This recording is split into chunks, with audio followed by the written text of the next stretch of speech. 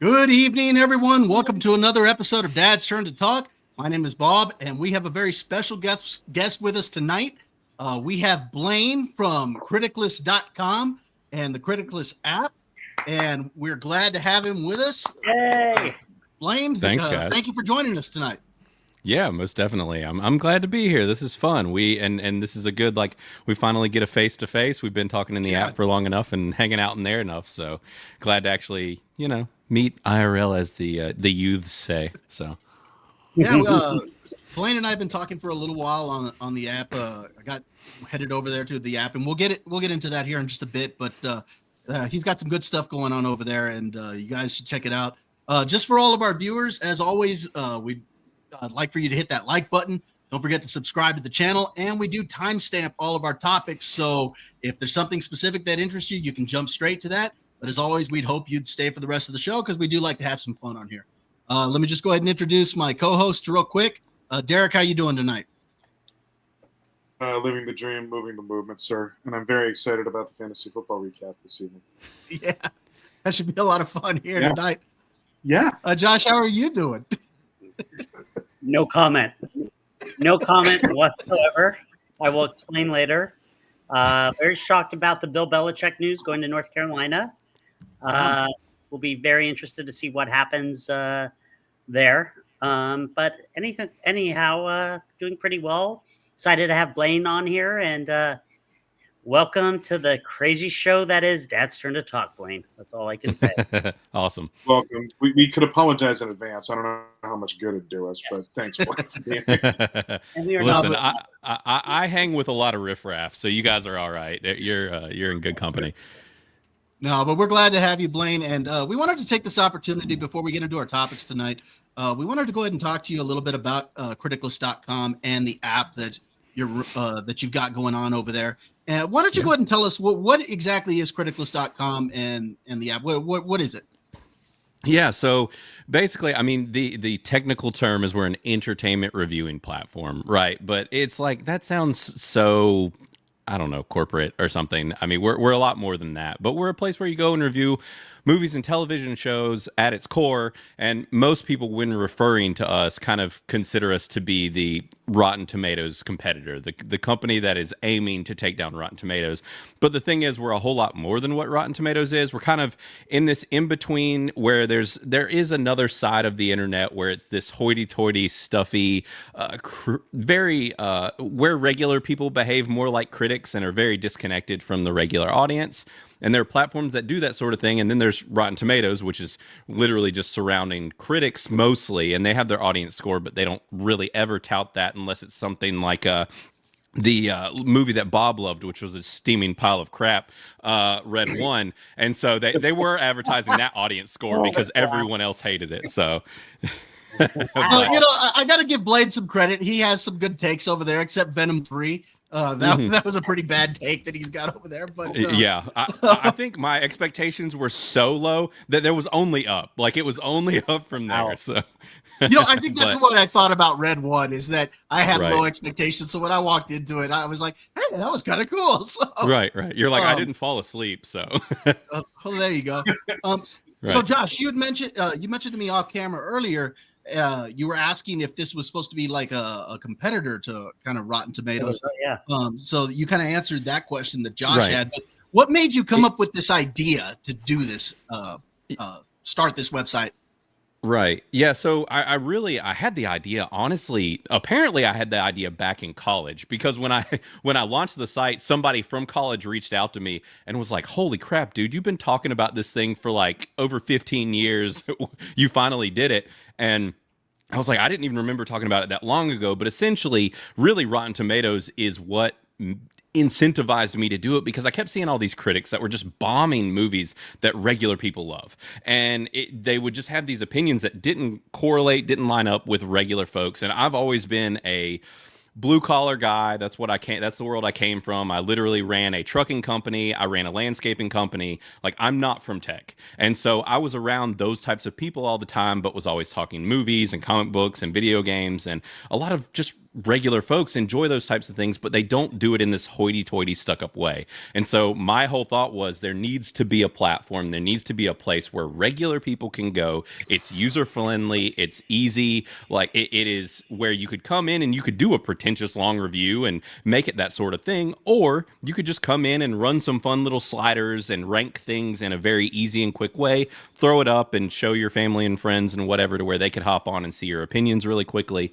And so it was all about making this easy to use, very friendly environment for regular people that was disconnected from this kind of critic slash,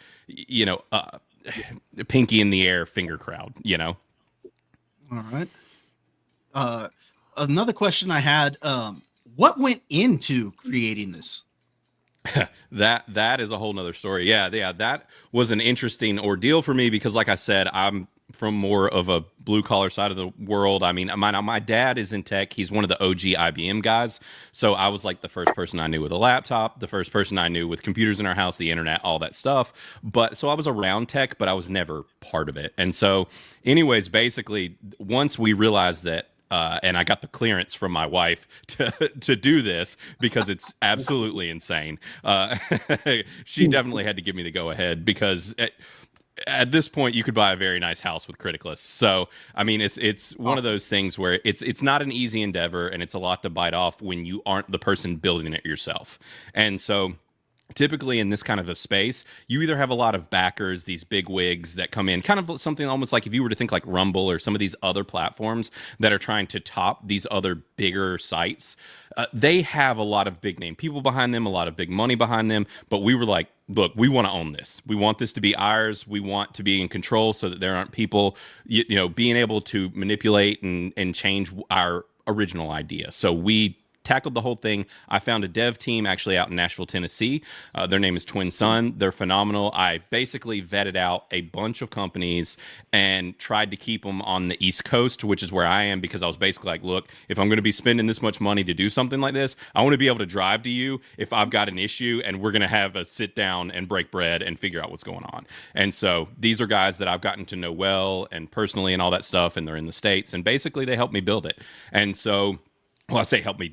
I drew out this site with pen and paper on graph paper and designed all of what it was going to look like and feel like, and click here, it does this, all this, and then basically handed them. It's like, all right, just come to me when you have questions. This is what we're building. So it's been a fun experience. Learned a lot, made some mistakes, and you learn along the way. But as Bob knows, he's been in there a while. We've got a pretty well-oiled machine now, and when you reach a point where honestly 90% of when people are coming to you with issues, it's literally just them wanting more, you're in a really good place. And that's basically where we are now, is that people just want more.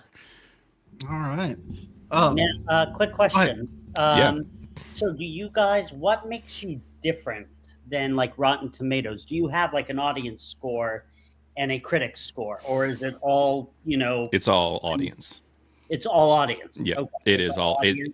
It's all audience, and we have critics on there, and we do have content creators that are, so like you can get a content creator badge if you're a bigger channel, or that you're doing this professionally, and we have those people to where it's like you can spot them and see them within the platform due to the notifier, but their score isn't weighted any differently than anyone else's.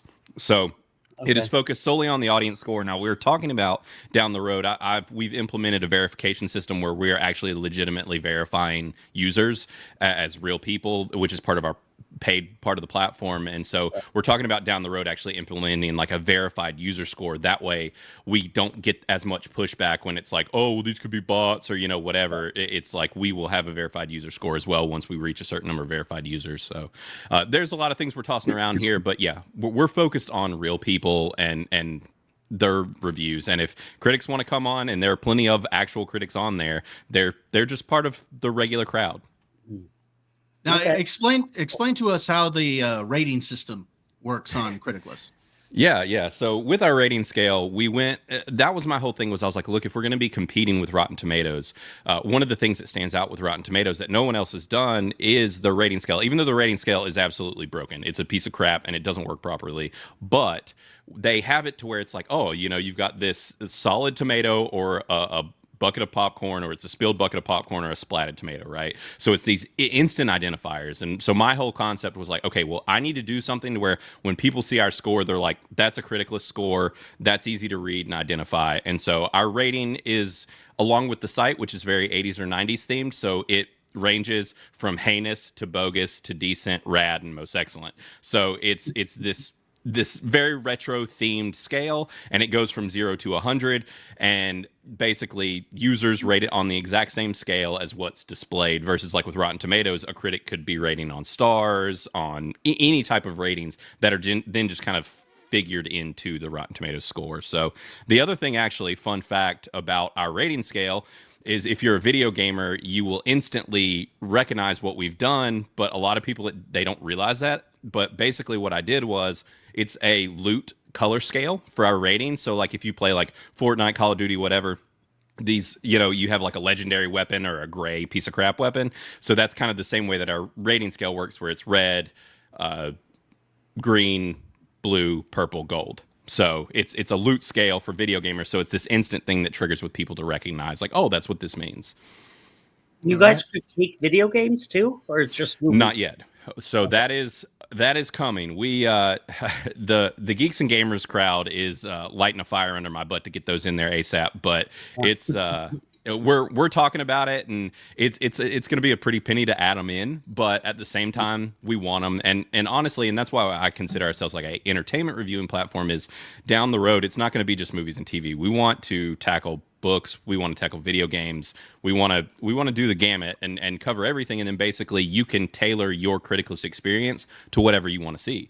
So if we add video games, but you're just someone who wants to see movies and TV, you just say, hey, I don't want to see any of that, and it doesn't show up. So what I'm going to do here is I'm going to share my screen here. This is actually the Criticless page on The Penguin, which is a show that all of us loved. Yeah. And can you guys see that? Yep. So, all right. So right there, you've got so far 106 reviews up there with an audience score of 93%. It's coming out as most excellent, which goes to those reviews. And when you actually scroll down, you can see what everybody said. You can click on the individual reviews. You see their rating over here. Here's somebody that scored it as rad, but you've seen a lot of most excellence with The Penguin. Just to kind of give you guys an idea of how that works.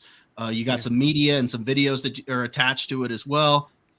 Actually, show them our themes thing. Sorry to interrupt. You should show them the themes down there while you're on there. So we. Oh yes.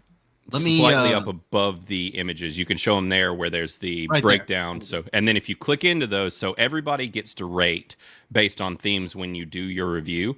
So basically, this is by 67 people that have voted this theme. So that's your language, and so basically everybody's voted it a lot. You can see the breakdown of where people will describe, how the show actually breaks down. A lot of people, like if you were to click on family friendliness, they would say like, 13 and up or 15 and up, or depending on what you're looking at. So all of these themes are able to be quickly broken down and looked at, and it makes it I use it all the time, and it was one of those things where part of why I wanted to build it is because no one has this easily accessible. So.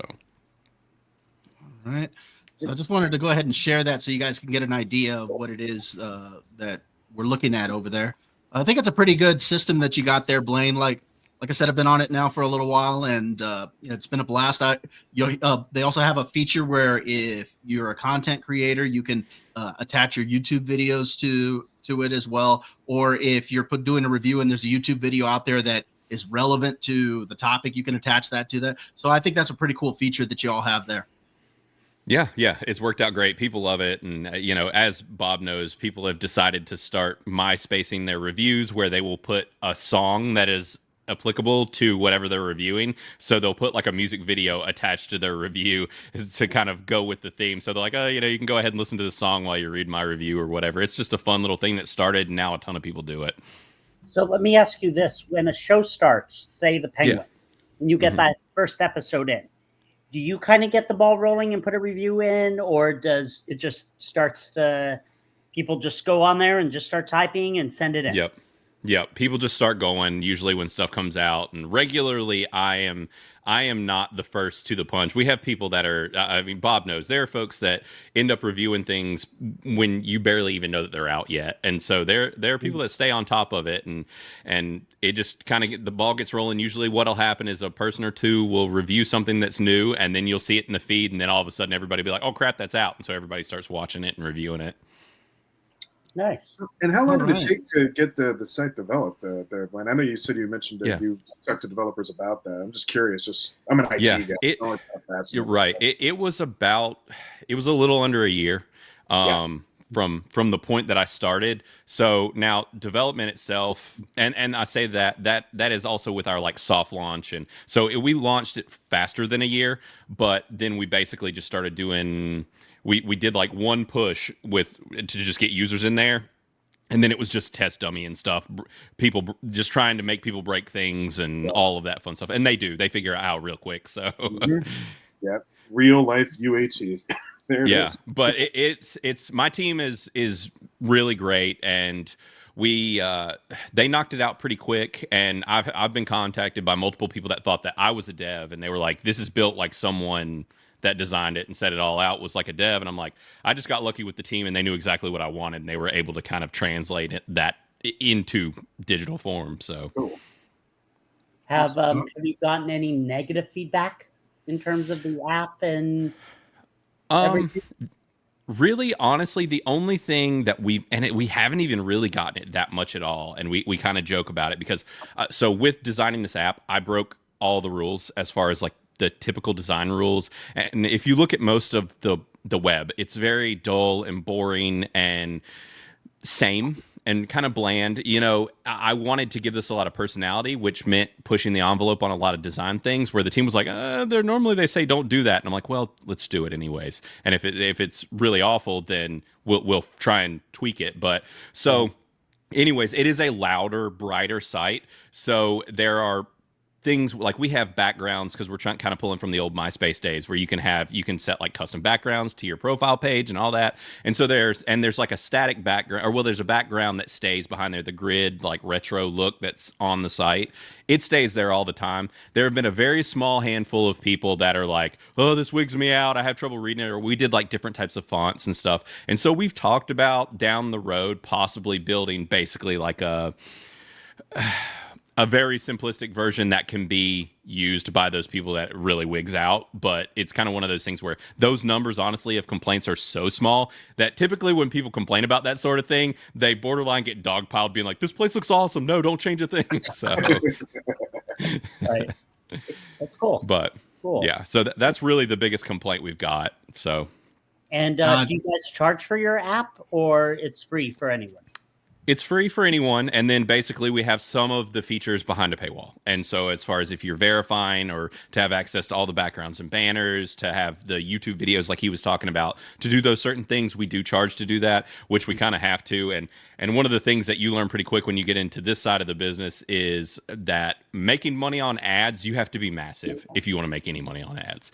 And so really, you've got to have another alternative form, and we've tossed around other options and ideas, but right now we have our paid member usership, and people are starting to do that now that they trust us and we've been around a while.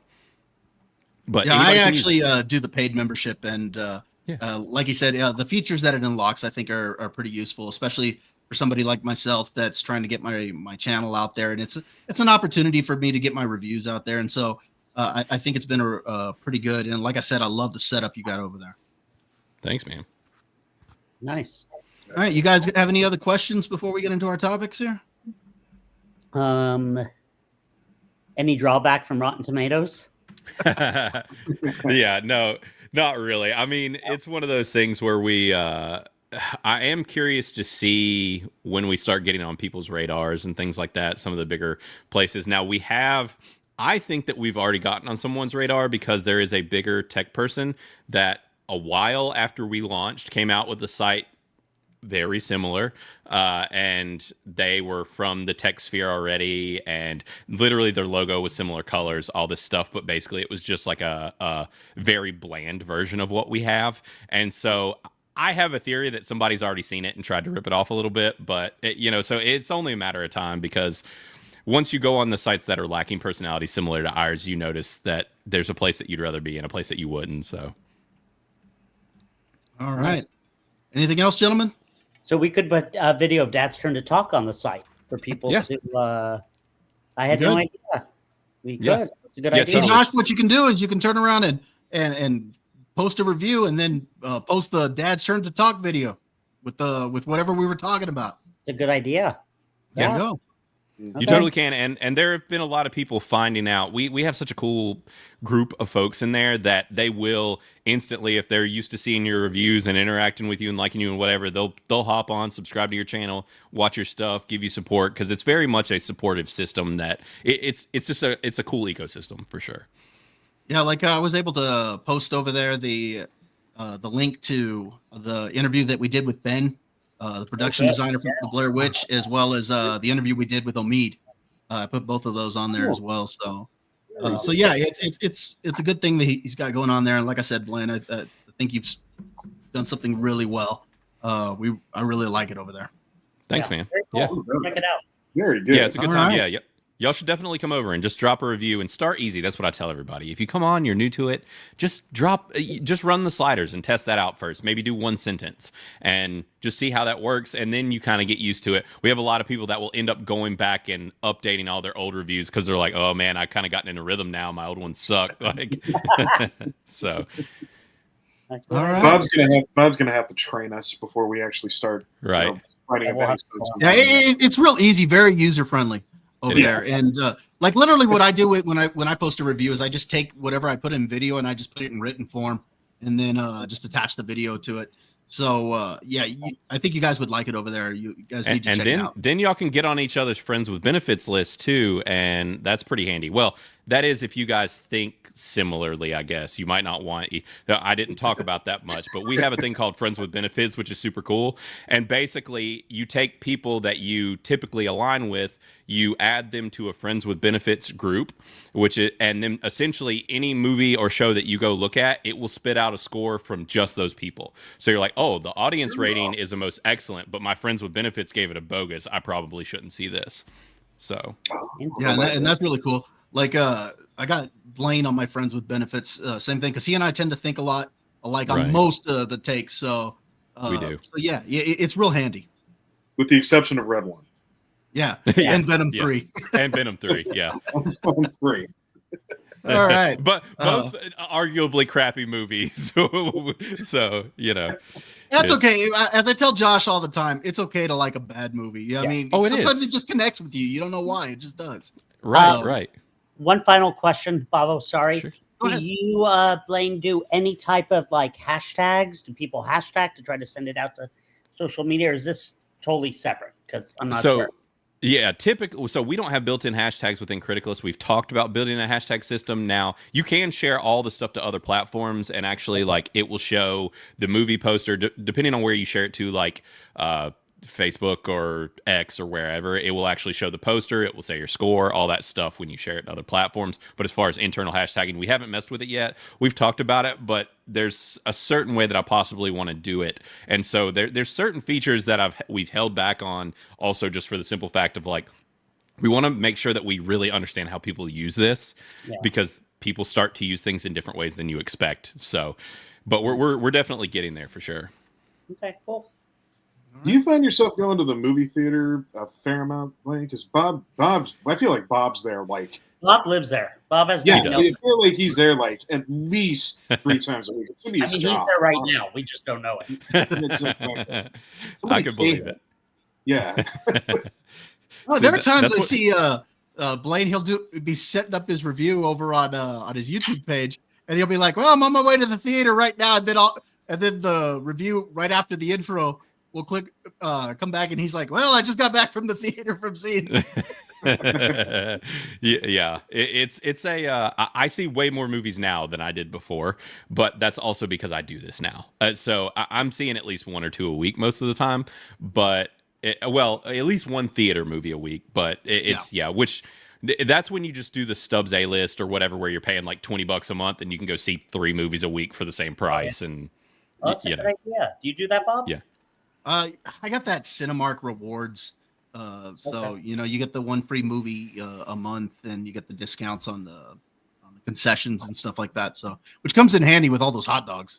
So. I know you eat a lot of hot dogs. No, we just signed up for that not too long ago. It's coming very handy when you have kids. Yeah, very handy. Yeah. As much as I couldn't see. I don't know. We just haven't done it.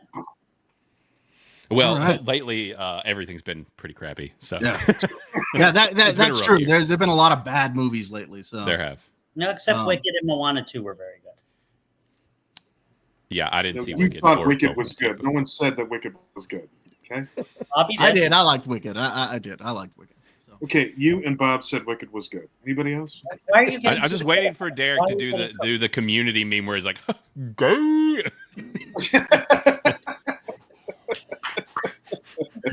Oh, he's good. All right, gentlemen. Any other final questions before we move on to the topics? No. Good on you, Blaine. Nice work. Nice job. Yeah. All right. Well, since this is perfect for you to be on tonight, because we're going to be talking about some stuff that's come out that's brand new. We're currently talking about Skeleton Crew. So we're going to go ahead and talk about episode 3.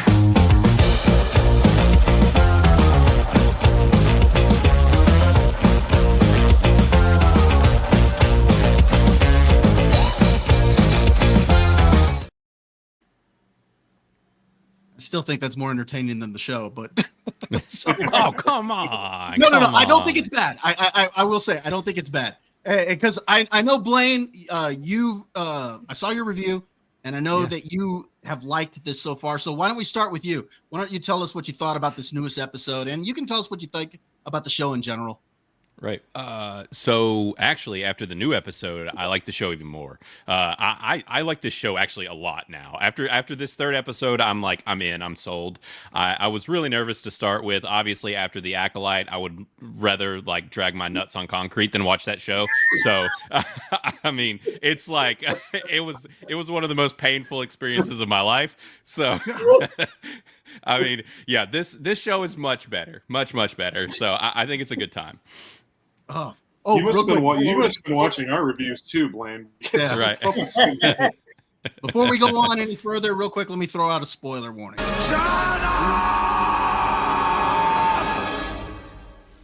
Shut up! Shut up! Shut up!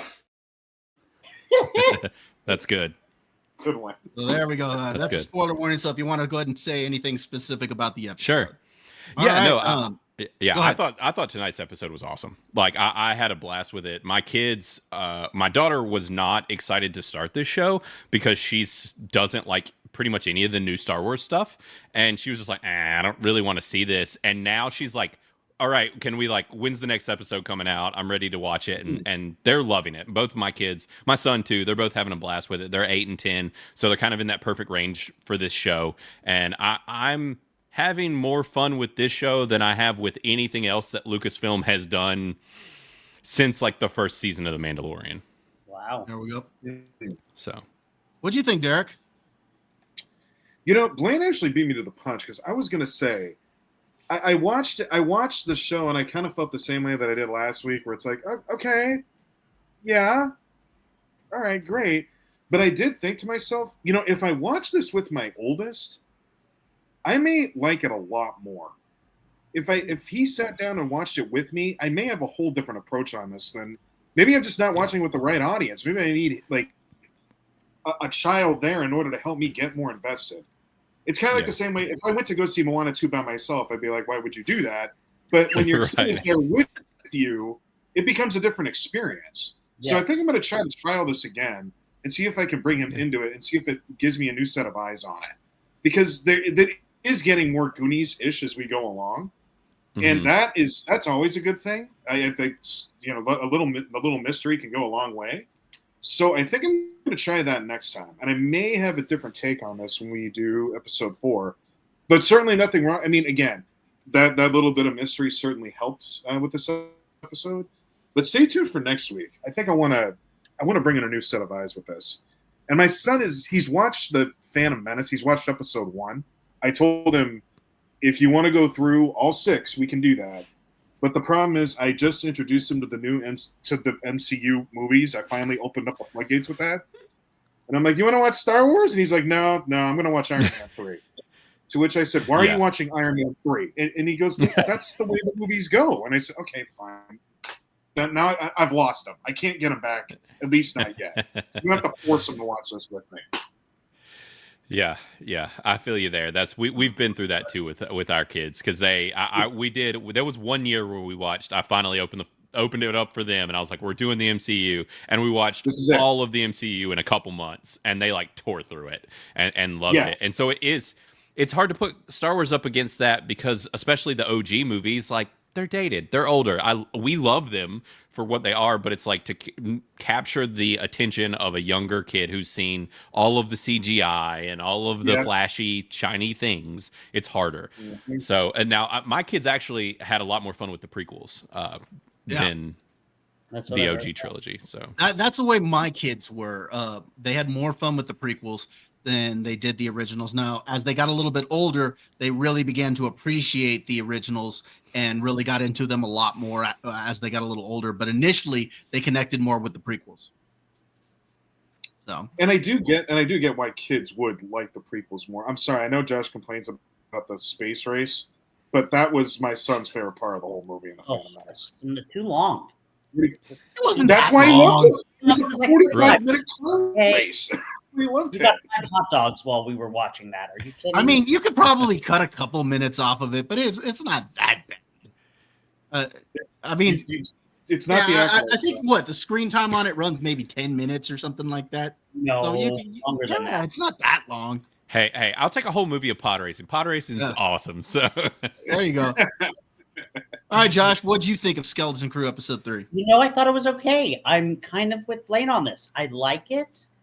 It was interesting because I watched it and then I listened to Theory's review on it, and he mentioned something that I'm like, oh god, that could be so good, because the Jude Law's character is Crimson Jax or whatever, and he thinks that it could be a connection to Crimson Dawn, which is Darth Maul's organization that we saw in Solo. And I'm like, oh, if that could lead to this could be really, really cool. I don't want to get my hopes up, and then maybe we get like a Luke Skywalker cameo in this, as a Jedi, because, they're all about, are you a Jedi? Are you a Jedi?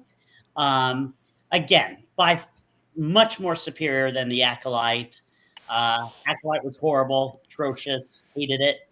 But I don't hate this at all. Like, I really enjoy it. I think that the kids, I know Bobby isn't a fan of some of the kids, but I'll get into that in a moment. I know. I thought it was decent. And yeah, like your kids, Blaine, I'm curious what happens next. Like, right. I hope it goes somewhere. Because and I'm glad that we know Jude Law pretty much isn't a Jedi, which is good. That they didn't wait until the very end. Hey, I'm not a Jedi. Right. And so I'm curious. They've got my interest. I will say this. I didn't think they would, but we have X-Wings in there, which is cool. I like that little owl character. It's kind of interesting. Kind of almost like a Yoda type of character with some wisdom. It was like a cat and an owl mixed together there. So. I don't mind it. And we'll see where it goes. Yeah, the owl thing got my daughter. Got the, oh, look at that, it's so cute. Look at it. She was eating it up, and that's exactly why that was in there. Of course, and that's actually smart that they did. Oh, that. sure, for sure, I mean, sure. It's the Grogu effect. Exactly. It's kind of like what Lily said when she was on with us. When was it? Either last week or a couple of weeks ago, where she was talking about how women like all the little cute furry animals and stuff like that. And so same concept here. Yep. So now, as far as what I thought, like I said last week, when I first started watching the show, I really thought I was going to say a turd is a turd, whether it's hard or soft. It doesn't really matter. That's what I really thought I was going to say. But so far I am not hating this. Now I mean I can nitpick here and there, and that's mostly what my complaints are, is that they're nitpicks, because I'm not the target audience here. So I'm trying to keep that in mind as I'm watching this, and I could see where kids would like this. Like I said last week, they're leaning real heavy into the pirate thing. I mean, that robot, the droid that's with them on the ship, he's basically a pirate. I mean, he's sitting there, he's walking around going, "Arr, he has a peg leg, and he's got one eye, he's got a peg leg, so he's a pirate." And so they're leaning real heavy into that, which really goes into this idea that this is Goonies in space. And I think that's something fun for kids. And think about it, they're having to look over maps and all this stuff to find the treasure, basically, which is their home. And so that's essentially what they're leaning into with this. Now, I did say that, or Josh mentioned that I do have a problem with a couple of the kids, and it's not the kids themselves. I find the two sidekick kids more interesting than the two leads. They are like the male and the female lead kids. I find their characters more annoying than, and I find the sidekick characters more interesting. And it's not the acting of the kids, and I have to point that out, because I know with kid actors, they're just not up to par, with a lot of adults, because they don't have the experience, and they're still learning. So it's not even the acting; it's just the characters and the way they are. Like that, the lead girl, Fern, I think is her name, right? She's borderline insufferable. Yes, thank you. So I'm not off base with this. My daughter, who's nearly the same age, was like, "I think I hate her." Yeah, she comes off very annoying. Now, Jude Law's character so far, I like him. He's kind of interesting. Yeah. What was it? I like just some of the ways he reacts to the kids, where they'll ask a question like something about the Force, like that. The sidekick kid, she turns around, she asks him about the Force, whether he's really a Jedi, and that there's no way to quantify those odds, and he's like, well, there's not everything can be quantified in the universe. He's just the way he's kind of cuts them off, or not cuts them off, but interacts with them. I just really like that. I think he's pretty cool. I think he's an interesting character so far. So far, I'm fine with this. It's a lot better than a lot of the other shows we got. It's definitely better than The Acolyte, but I would just go out on a limb, at least through these first 3 episodes, and say this is better than the Book of Boba Fett. I liked this so far. I'm liking this better than Ahsoka. So I mean, just kind of where I'm at. Certainly not a bad show. I don't think it's bad at all. I think there's some potential here, and I'm curious to see where it goes. Are you getting positive reviews on it, Blaine, on your site? Are we able to? Yeah. Here, let me actually pull those up. And see what some people are saying. Right. Yeah. I think we're mostly positive right now. Now there is a crowd. It's they're like jaded by Disney Star Wars crowd, and which we're one away from an official score. So which a lot of people wait until they get more episodes in before they start dropping reviews, which I used to do. But yeah, I mean, I think right now more people are liking this than disliking it. So I think I was at a rad. I think mine is going to bump up to there's mine. So like I'll be right there. I'll be pretty close to like an 80% after this last episode. So you got a couple on here who did give it a 0, and this is not a 0. I'm sorry. No, this is not a 0. That's the crew that's jaded by the Acolyte. Okay. That's the crew that's already in a bad mode. Yeah, absolutely. Yeah, you're not going to win with that crowd. And I actually gave them crap on my video, and then after I posted it, tagged them in the app and was like, I just shit talked you on my video. So, but, it's fun. We go back and forth, and it's because like y'all said, there's no way that in any reality this is a 0. We've all seen a 0, and it's the Acolyte, and this is leaps and bounds ahead of that. And so, but I understand. I totally get it, which is what I said to those folks, which is like, I understand why you're mad. Like, I understand why you're ticked off at Disney. They have, like, Kathleen Kennedy is a dumpster fire for this franchise, and she has just done everything she can to ruin it. And so I understand you're mad, but I think we should. I've said this about Disney at large, which is so many people are like, oh, just totally cancel them. We're going to just like say that we hate everything they put out. We're not going to watch it. We're unsubscribing, all this stuff. And I'm like, yeah, but Disney's not going to let go of any of these properties. Like, y'all are nuts. They're not going to let this stuff go. They're not going to let Marvel go. They're not going to let Star Wars go. So we might as well praise it when they do the right things so that it's loud enough that they hear, this is the stuff that we do like, this is the trash, stop doing it. That's a good point. It's a really good point.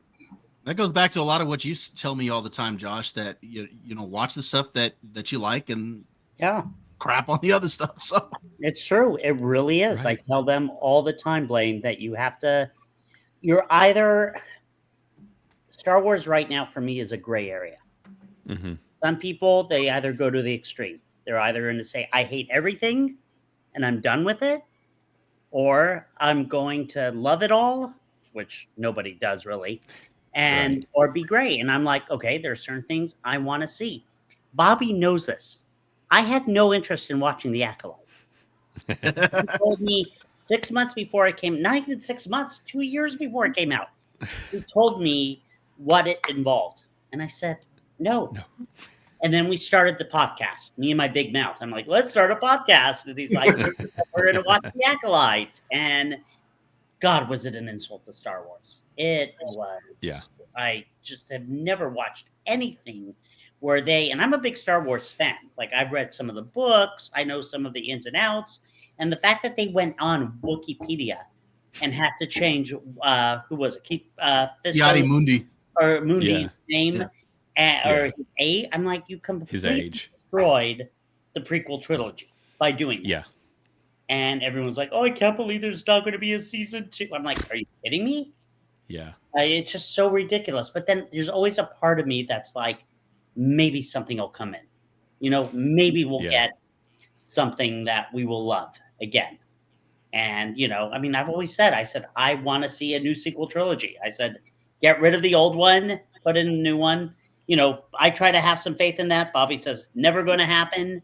But to be fair, he said George Lucas he said there would never be another Star Wars movie, and there was. Now, his rebuttal to that is saying, I said George Lucas would never make another Star Wars. Which I did. That's what I said. But I just I just think Star Wars needs something to win the fan base back.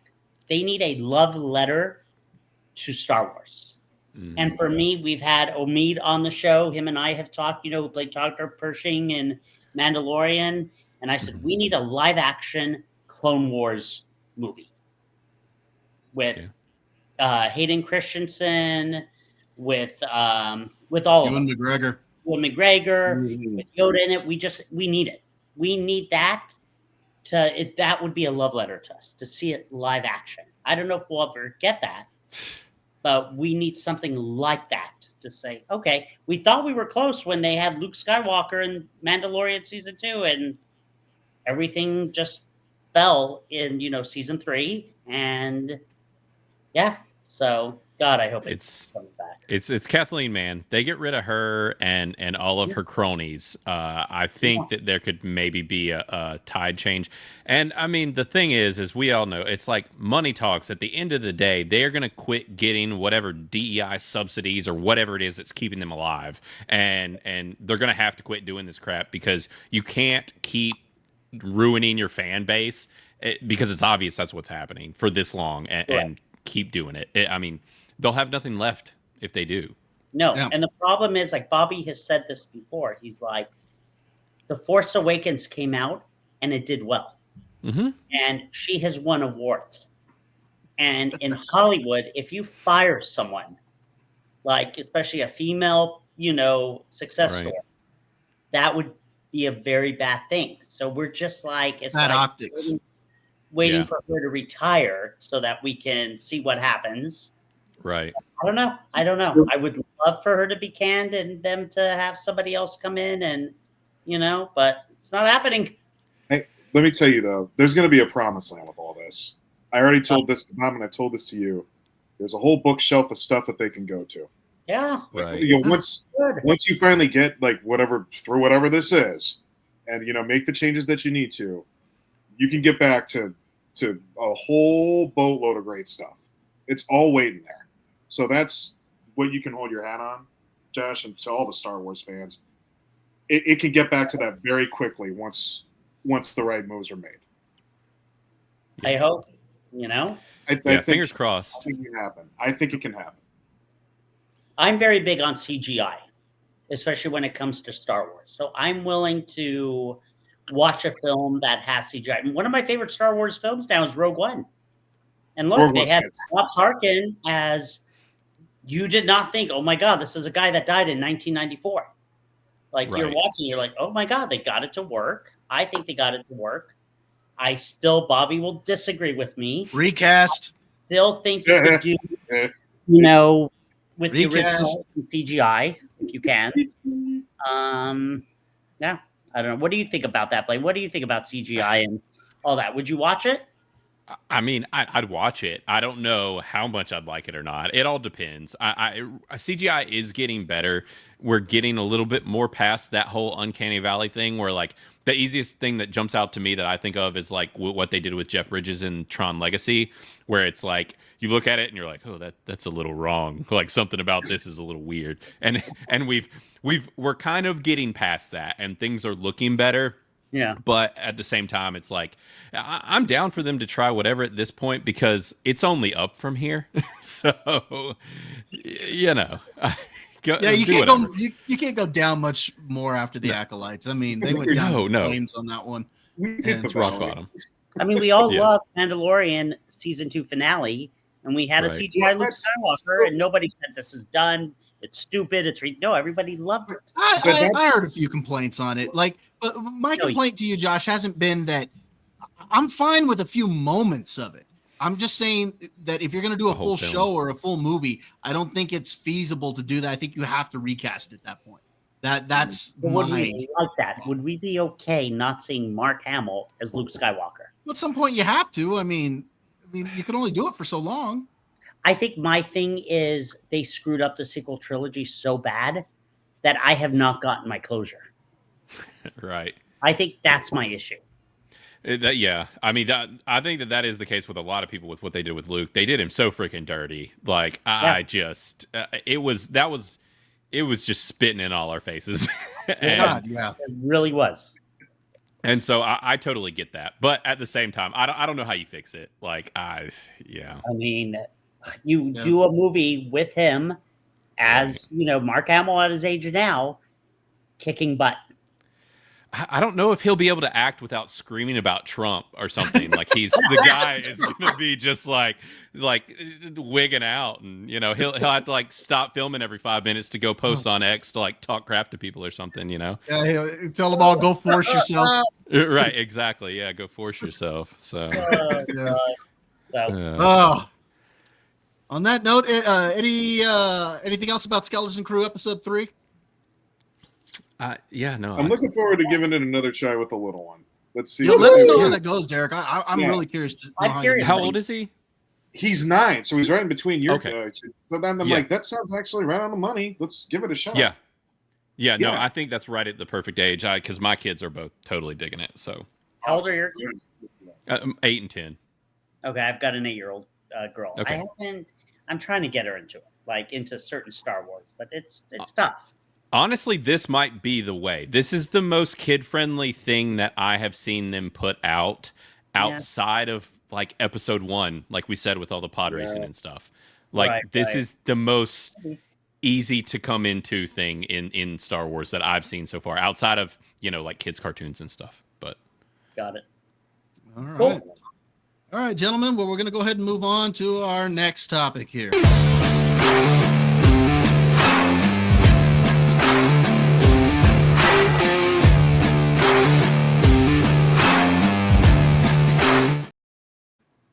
All right.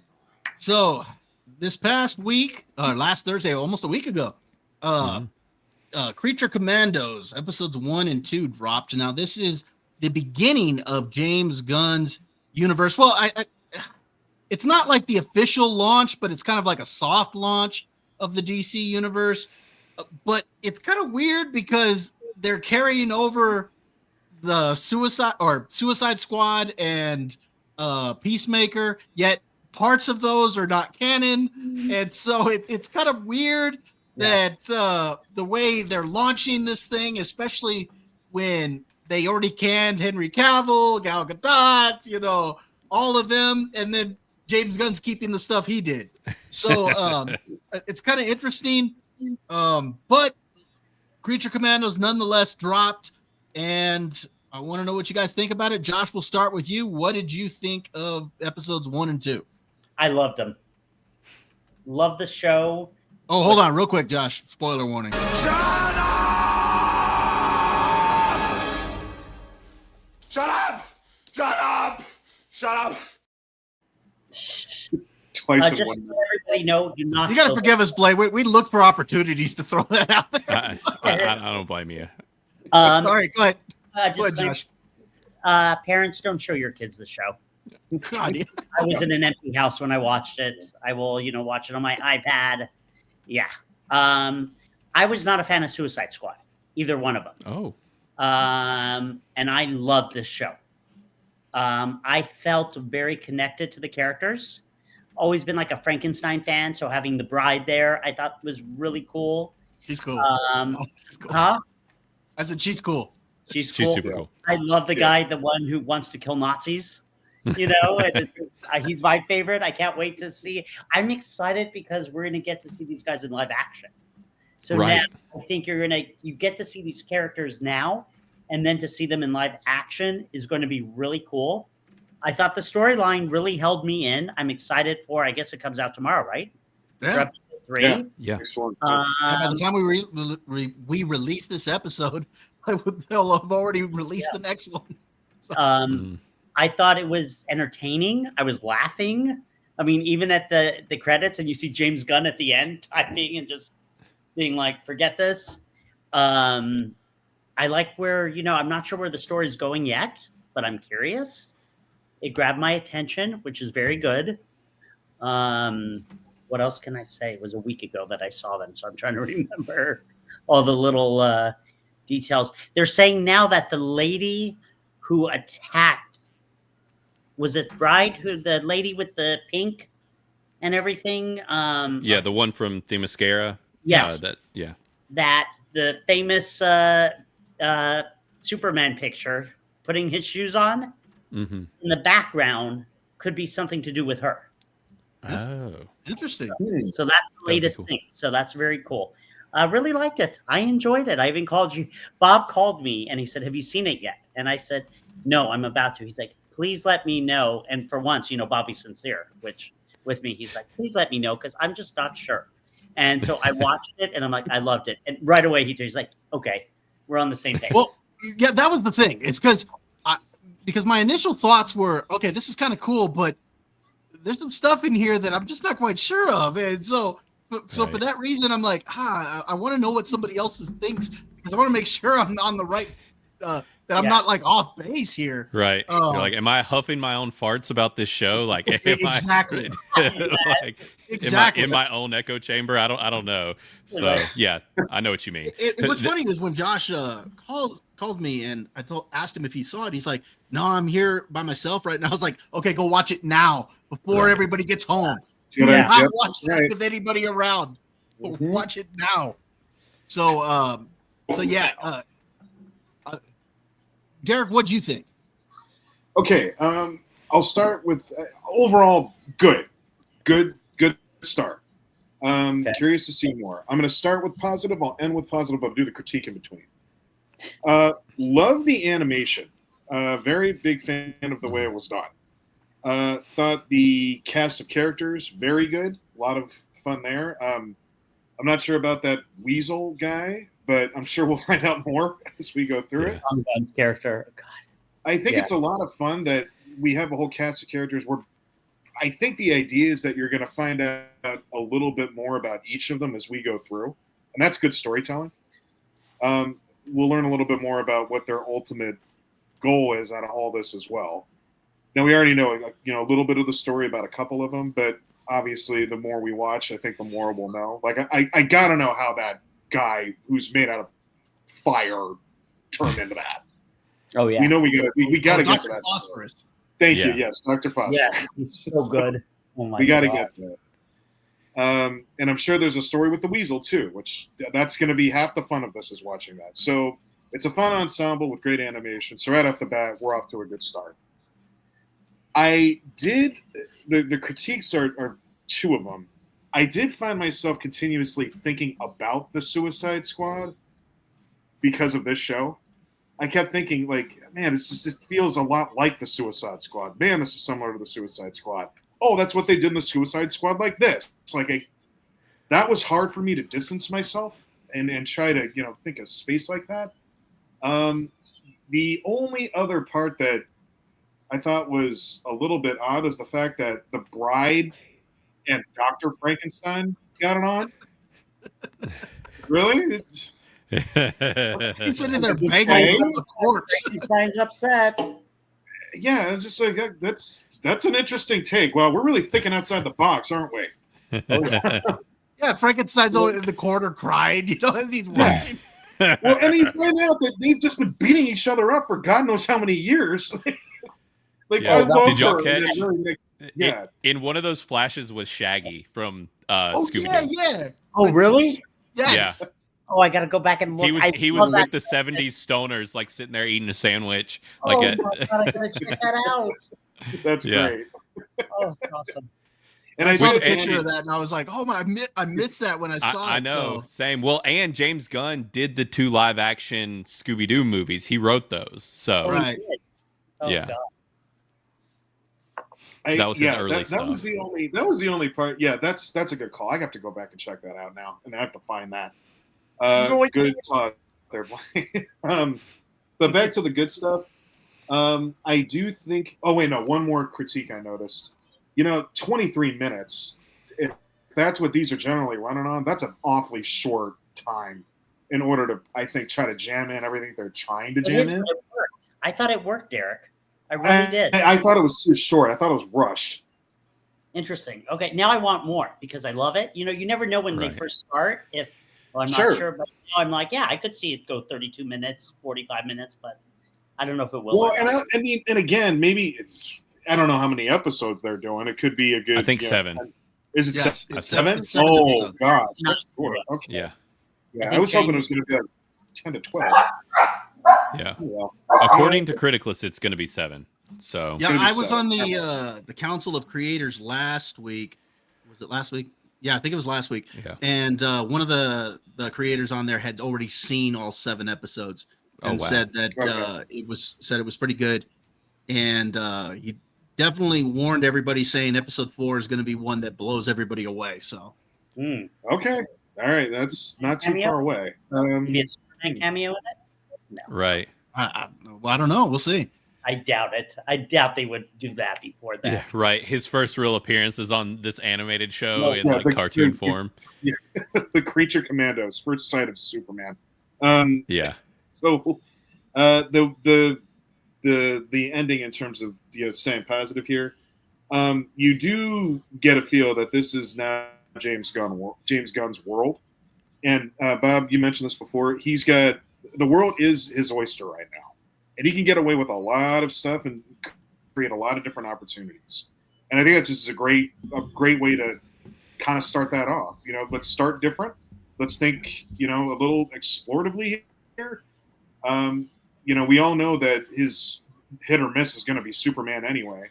So I got no Right. problem with him, giving this a shot and seeing where we go, and giving us a little bit of a glimpse into what his world, what he wants it to look like. So I'm excited. I'm here for more. Good show. No All right. complaints. Except the What'd you think, critiques Blaine? I gave.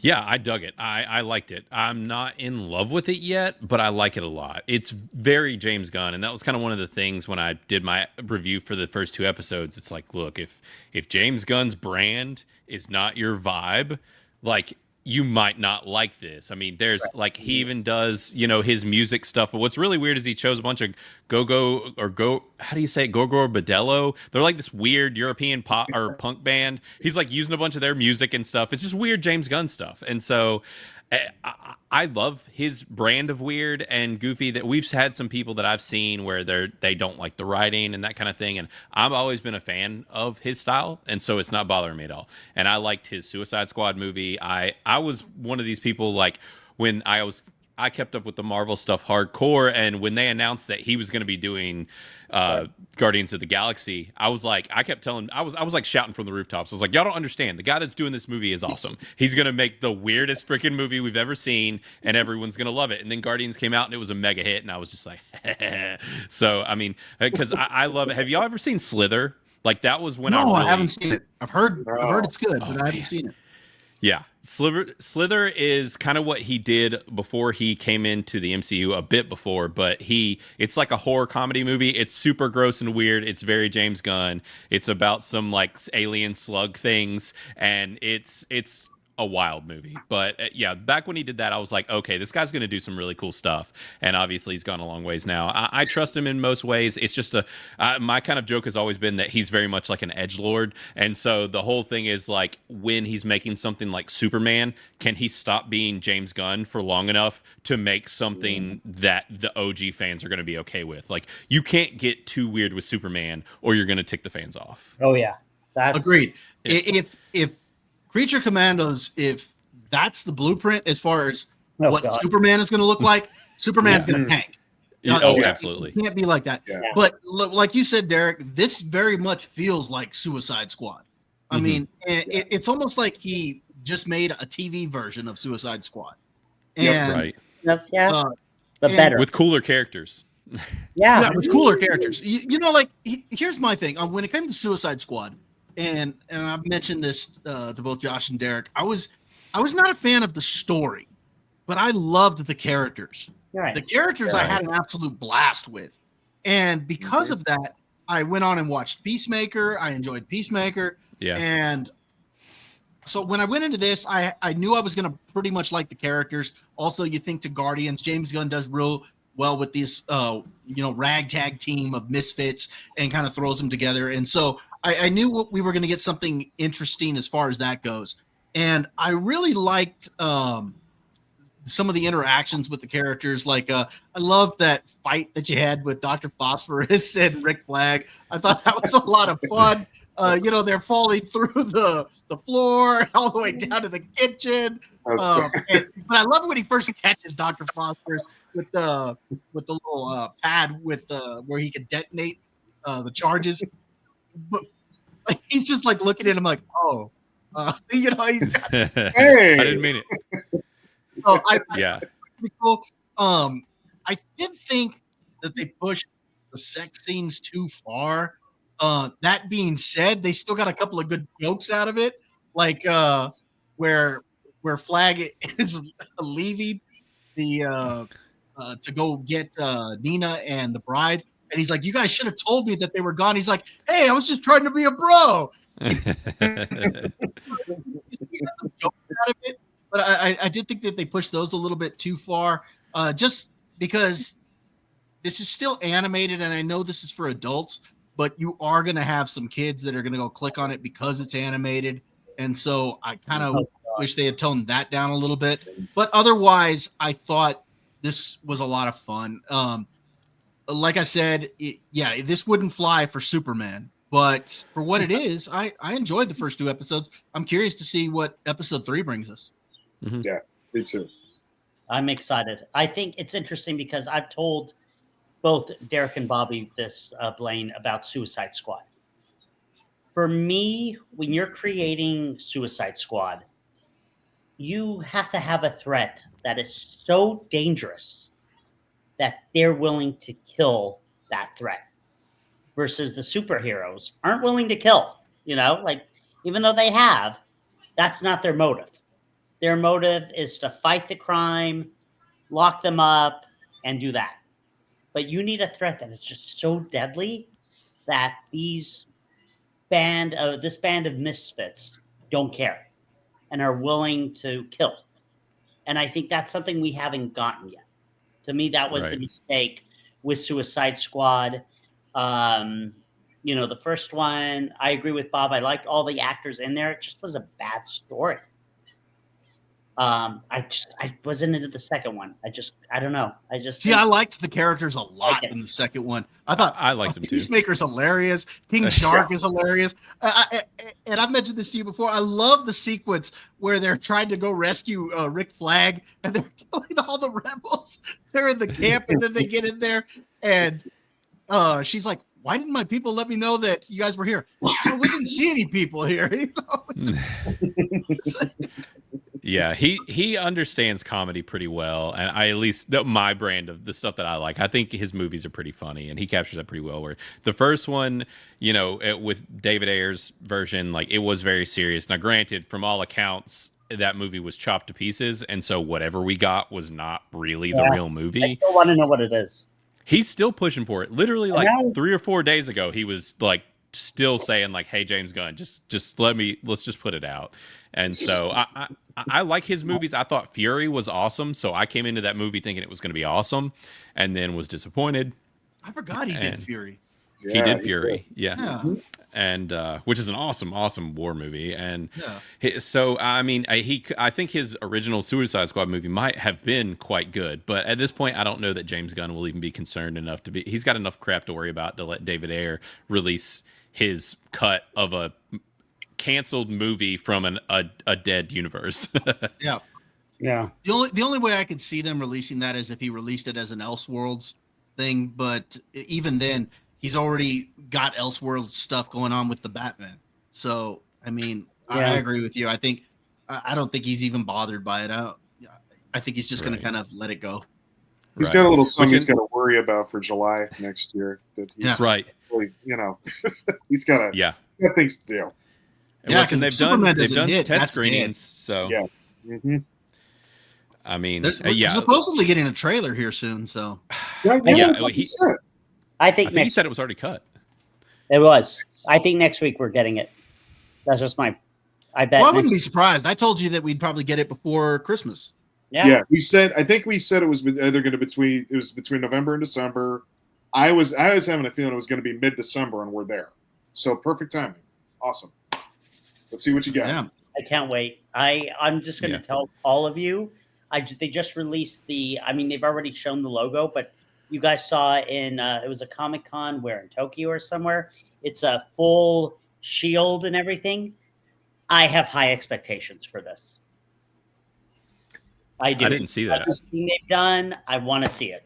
Yeah, it's like a stand-up promotional image that they got, and it's got the shield there, and it says the date that it's released and silver, whatnot. So yeah, I mean, it's just a full look at the logo, but I mean, it's the same logo. So, but it's awesome. Right. I'm excited. Yeah, I mean, I'm excited too. I hope it's great.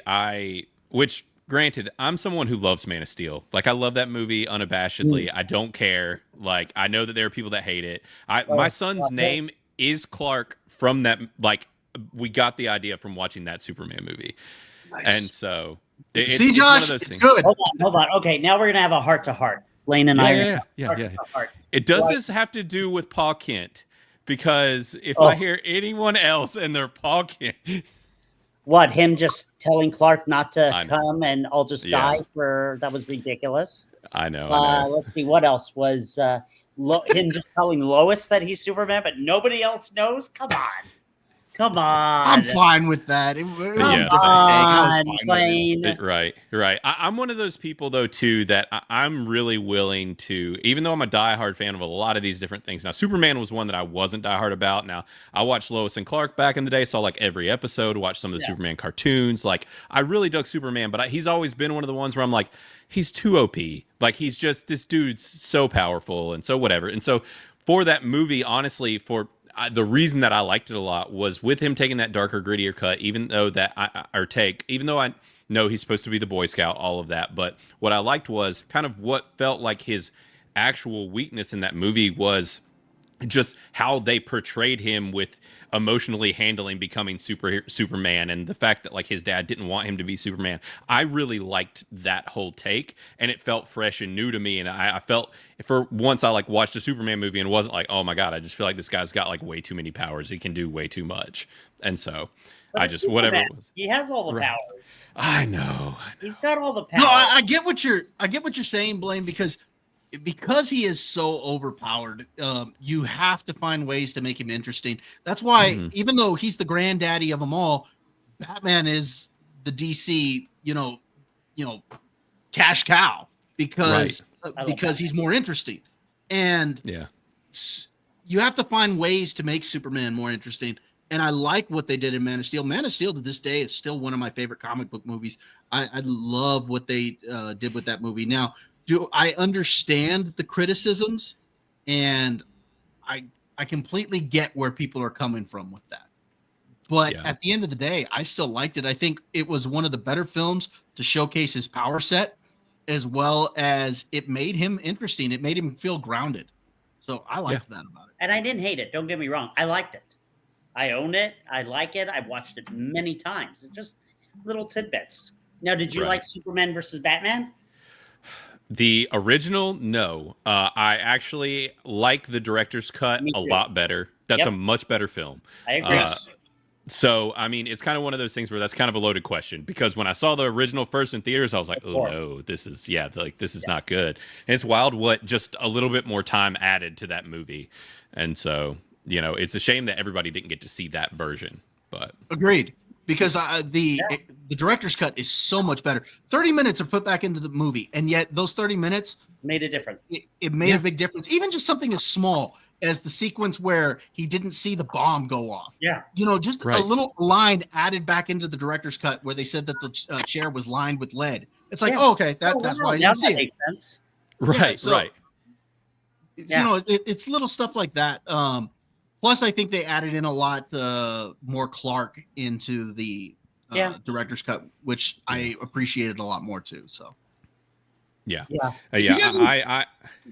ahead. You're good. Oh, I was just going to say, did you guys ever catch the animated version of that?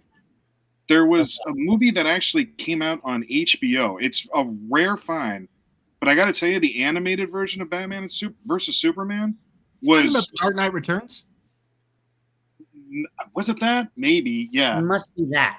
It must be that, because that's it's that one. I've seen it. Yeah, it's good. Yeah, and I was way more of a fan of that than I was both of the live action movies. That was the one time where I thought the animation really did that justice. That's me. Just throwing it out there. All right. Well, we got anything else about Creature Commandos? Excellent. I think it's a good time. I'm excited and ready for more. So, and I like Josh said, I'm ready to see him in live action. I think that has so much potential, and the fact that we know that the end cap, at least for this first phase, is, I think James Gunn is actually doing it too, is a Swamp Thing movie. Like, there's so much potential with these characters and Swamp Thing, and I freaking love Swamp Thing. I literally have a Swamp Thing tattoo on my leg. Like, I think Swamp Thing's just super cool. And so it's like I love this dark universe side of DC, of Marvel. I think they all are fun and they never get used, and it totally makes sense that James Gunn's like, yeah, we're finally going to do this. Like, we're going there. We're going with the weird parts of these universes. Like, why wouldn't you at this point? Yeah. He's got a lot of opportunity ahead of him. It's going to be fun. Absolutely. Yeah. All right, gentlemen, let's go ahead and move on to, before we get to our last topic, Blaine, you got to give us here about 5-10 minutes here. We're just going to dish out a beating here real quick.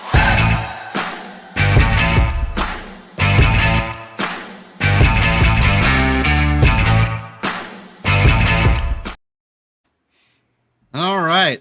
For those that checked us out last week, just kind of a reminder what happened. I did beat Josh and Derek. You bunch of losers! Better every week. But this week did turn out quite different. And actually, I think this week was actually one of our more exciting weeks in that we had a lot of high scoring on this week. And Josh actually got the best score he's had all season. Problem is, he still ended up in last place. And so, Josh, you went with Jameis Winston at quarterback. You got 17.28 points.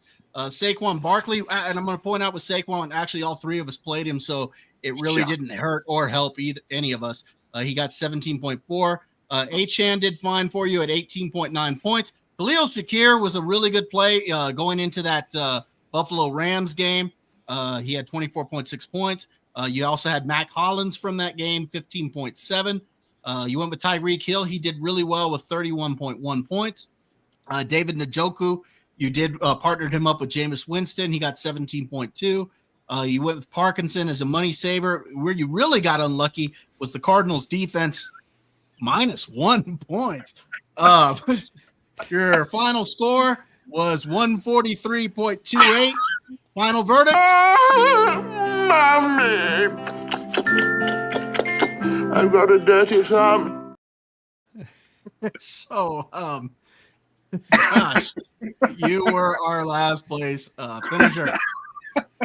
For me, real quick here, let me get ready here for my fantasy score.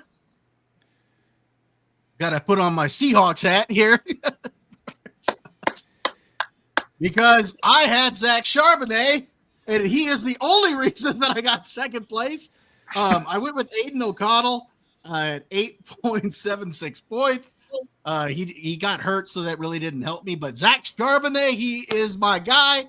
He got me 41.3 points. Again, Saquon Barkley, 17.4. I did go with Jerry Jeudy. He got me 17.4 also. I partnered up Jacoby Myers with O'Connell. He got me 13.7. Nick Westbrook-Akine, he had been doing really well. He was on a roll there for a little bit, but not this week as he only got one catch. He got me 2.9 points. Bowers from Las Vegas, I partnered him up with O'Connell as well. He was a letdown at 8.2. Isaac Guerrero was a good play for me. He got me 26.8 points. The Steelers defense at 10 points. My final score was 146.46. Final verdict.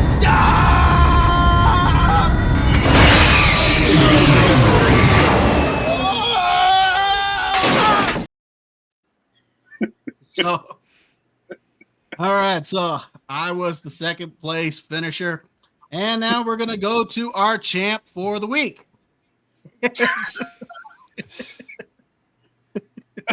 Oh, I'm sorry. That was the wrong picture, Josh. Here we go. So, Josh, Derek played Josh Allen, and this is the reason why you won. Because you got 54.88 points. This has to be the luckiest finish I've ever seen. And we'll get into that in a moment. You had Isaac Guerrero, 26.8, Saquon Barkley. Dwan Jennings, really good play, 28 points. Jerry Jeudy, 17.4. Here's why I say you were lucky, because you had Josh Reynolds, 0 points. Naylor from Minnesota, 0 points. Bowers, 8.2. The Vikings defense at 7 points, but that Josh Allen really came through for you again with those 54 points. Your final score was 159.68. Final verdict.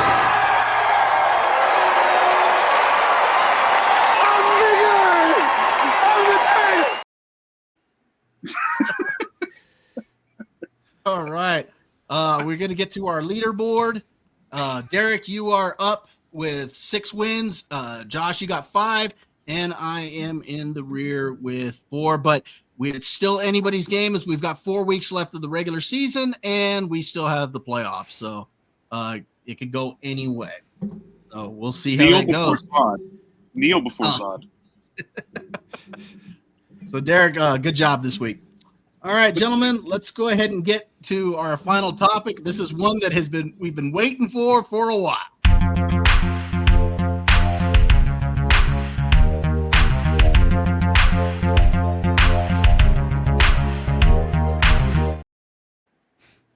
All right. About a month ago, or a little over a month ago, at this point, what's it, like a month and a half ago now at this point, we discussed our first action movie that we wanted to talk about under our new segment, Dad's Action Movies. We talked about the movie Commando. And I think it was actually Ben who mentioned this before you thought of it, right, Derek? Ben was the one who mentioned it. No, it was Ben. Or did you mention it first? I mentioned it, and then Ben said, that's one of the best movies ever made, or something to that effect. And I said, all right, well, then I'm going to choose that for my action movie. And that was it. And he was like, right, Josh, go watch it now. So There we go. this is the first time that you've seen it? Josh, yes. I had never This seen was it. Okay. my second Yeah. time, but I had not seen it since Okay. I was probably like 8 or 9. So Right. I'd forgotten a lot about it. Which I'll say too. So my plan was to watch this today before the show. I have officially not seen this movie in like at least 16 years, but maybe more. But the problem was I was going to watch it today and then I ended up with a migraine. I was worried I wasn't even going to be here. So unfortunately, I did not get to see it, but I'm excited. I'm along for the ride for you to talk about it, but I have not seen it in a very long time. So It would have given you an even worse migraine after watching it. I'll tell you. oh Okay, no. now- All right, Oh, so Josh, no. before we let you rip into this thing, because I know what you thought about it, I have got to share this with you. We're going to share the Criticless score on Big Trouble in Little China. Uh-huh. It Okay. is currently sitting at an 86% most excellent for 21 voters. So kind of just looking here at some of the scores. Most excellent, rad, decent, most excellent, most excellent, most excellent, decent, most excellent, most excellent, most excellent. I'm let me tell you detecting a something. pattern here, Josh. These are So, all run by bots. These are all bots. I want to talk to the owner of Criticless. He knows those are all bots. You guys did some sort of play, just like you did the fantasy football thing, where everyone is saying the exact same thing. There is no Yeah. way. This movie, So- let me explain. I was Hold on, He- Josh. Hold on. But I'll let you. No, I'll let you get into it in a minute. Derek, I want to start with you because this was your movie choice. So Shut up there. tell us about Big Trouble in Little China. We're not going to worry about spoilers for this one because this has been out for 40 Yeah. years. It's been out for forever and a day. We don't have to worry about that. This is one of the best movies ever made. Folks, don't pay attention to Josh for a lick. Pay attention to Criticless because they're right. Josh is wrong. Okay? Yeah, We'll not start right. there. This is one of the best movies ever made. It starts off with the uncanny performance by Kurt Russell as Jack Burton. He has some of the cheesiest yet best lines ever in cinema. And I'll be happy to put those in the comments too because I can't. They're each like a paragraph long when you start reciting them, so I'm not going to get into all of them. But they're all fantastic. It takes place in San Francisco, Chinatown. Shout out. It's so ridiculous and over the top with almost everything about it is ridiculous and over the top, which is what makes it great. Because if you know anything about John Carpenter movies, all of them are pretty much hilarious and funny in their own ways. But they're also, gruesome, which this one is too.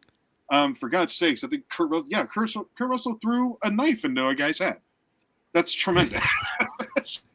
You can't beat it. And no, you can't beat that. And there's like 3 different like demigods that fly down and raise a bunch of hell. It's tremendous on all fronts. Not to mention the fact that Kim Cattrall is in this movie as the female lead. She is also hysterical. Also performs over the top, like completely high drama. It's great. The action sequences, I can't remember the name of the smaller Asian gentleman, but he is a great martial artist. Was it Wang or? Yes, I think you're right on Yes. that one. Dennis Dunn is the actor's name. Yeah. Thank you for that. Appreciate it. He's Gotcha. a brilliant martial artist and did a pretty good. He was probably the best actor out of everybody in this movie because he was actually trying to be serious, and everybody else was like, "Nope, forget that. We're going cheese all the way," and embraced it fully. If you're watching this for plot, again, be ready for that to be cheesy. Nothing about this is serious, which is what makes it fantastic, and that's why you watch this movie, Josh. All right, and that's why it got the reviews that it did on Criticless. You were the minority here. You, not us. Okay. No. What I know you said you didn't get a chance to watch it again, Brian, but what have your thoughts been of this movie over the years? Oh, I mean, I love it. This is the most excellent for me as well. This movie's awesome, which, now granted, if you look at Criticless, like, just the vibe, the colors, like, this movie is quintessential 80s weirdness. Like, this is the stuff I love. I love John Carpenter stuff. I mean, even with Criticless, like, our kind of one of the big themes with it is kind of the obey stuff that I kind of pulled a little bit from Oh my God, I'm having a huge brain fart now. With the glasses and Rowdy Piper. They Live. Isn't that what They it Live. is? Thank you. They That was Live, the yeah. yes. They Live. So like That's we great. have They Live like themed T-shirts that we had an artist do, and we have some Obey stuff that was kind of pulled from that movie and whatever. So like that's also similar vibe of weirdness and just out there with this movie as well. Like I want more movies like this to be made now. I love the over the top, cheesy, self-aware, just zero craps given type of movie, and so this is I'm all about it. I'm there with you, man. Nice. All right, Josh, as the AEW fan on here, why don't you tell us why this is why this movie's no good? Because I know I know you didn't like it. So You want to say hi? This is Charlie. You say hi. Hi, Charlie. Hey, Charlie. She just came in to save the day. Yeah, apparently. Yeah. All right. Well, first of all, hi. Blaine, be honest with me. We just met. How much did Derek pay you for that? You and for you to change everything on Criticless. Right. Yeah. He's accusing me of having the Pacific Rim effect with this movie, and unfortunately, I did not do for this movie what I did for Pacific Rim within Criticless, which is put my thumb on the scale. But no, not with this one. I was not bribed. So what can I say? The best part was the truck name, Pork Chop Express. I just felt myself like I love Commando. Commando was awesome. This I just was like, I was bored by it. I don't know why. I just kept looking at my phone and like it just started to go downhill after that first fight scene. And I was just like not into it. And I didn't know what Kim Cattrall was doing, if she was a reporter or was an attorney. And I don't know. It was just a very confusing movie for me. And it just, I don't know. I can't explain it. It just didn't really, I didn't enjoy it that much. Let me see if I get this straight. You thoroughly enjoyed Commando. Yes. But you thought this was boring? This one had at least that had a plot. I don't know what the plot is of this. Tell me what the plot is. It's about this demon that's trying to marry someone with green eyes so that way he can live again forever. I just did not like it. Bobby didn't like it that much either. No. Don't say that. Hold on. Josh loves putting words into my mouth. Okay. I thought this movie was utterly stupid, and I loved every moment of it because it is so over the top. This is like you said, Blaine, this is 80s. I mean, you can't. This is almost the 80th of 80s movies. I mean, it's like I saw it when we first decided to do this. So this was like a month and a half ago. I actually rewatched this again last night because I wanted to refresh myself because it'd been a month and a half and that was only the second time I had seen it. So I wanted to rewatch it again. And Derek, you mentioned like some of the one-liners that Kurt Russell gives. I mean, some of them are good. Like I love the scene where he tells them, "Okay, if we're not back by dawn, call the president." Or he's like, as Jack Burton always says, "What the hell?" Tell him the check's in the mail. Yeah, he says a lot of off the wall things. The situation is completely off the wall. The guy, the villain, Lopan, he wants to marry a girl with green eyes so he can sacrifice her. And then Kim Cattrall shows up and he's like, "Ooh, I got two girls with green eyes. I can sacrifice one of them and marry the other." It's very over the top. The several times you see from Mortal Kombat flying around, riding the lightning and everything. But it was still cool. I mean, I still had fun with this. It's over the top. It's cheesy as can all get. The plot line's cheesy. The action sequences are cheesy. I mean, you have one moment where they're literally flying through the air, having a sword fight. Yes. And so, I mean, it's all over the place as far as that goes. But it's just fun. I mean, Yes. I think Ben said it this way: it's comfort food, Right. and that's exactly that's a what good it way is. to describe this movie because it's just one of those I think you can sit back and have a good time with. It's not one that's meant to be taken seriously at all, and I think they knew that. It's like a rated R made for adults Ninja Turtles movie. Oh yeah, Yes, there you go. that's exactly what it is. Like Yep. it's that level of hammy. It's catered to that audience of like, remember, you know how you love Ninja Turtles? Well, like, what if we basically made one of those, but like just full adult, super weird. Ninja Turtles.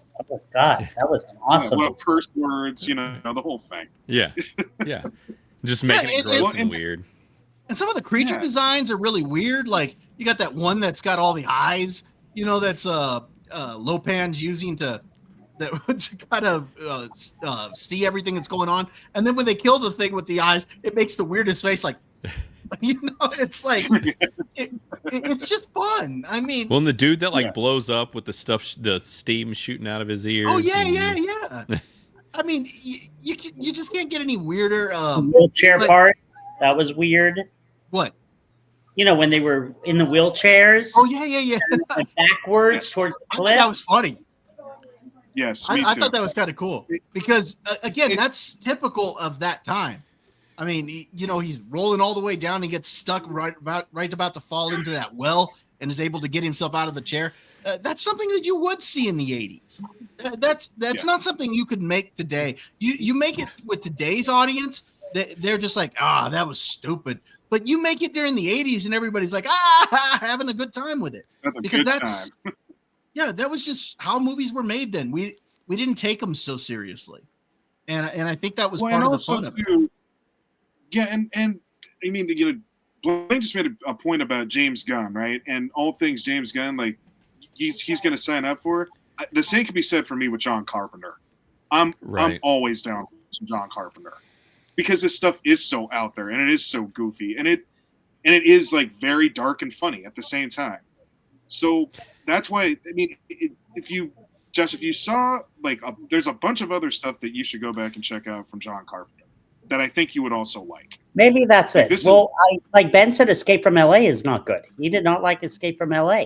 Oh, really? Yeah. See, that's weird because I think I liked it.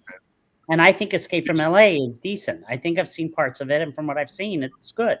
I think I've probably that's another one I need to go back and watch because years ago, years ago, I think I saw it. Actually, I think it was on like USA Network when we were teenagers, and maybe I watched it. Did you see Escape from New York? No, I didn't see that one. Maybe.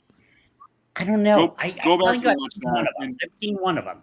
Yeah. And watch They Live. I mean, I've watched that recently. Like it's still good. And watching it nowadays and the whole theme around it almost hits a little closer to home than it would have back then. So interesting. I gotta go back. I need to go back and watch that one again. I haven't seen that since I was a teenager.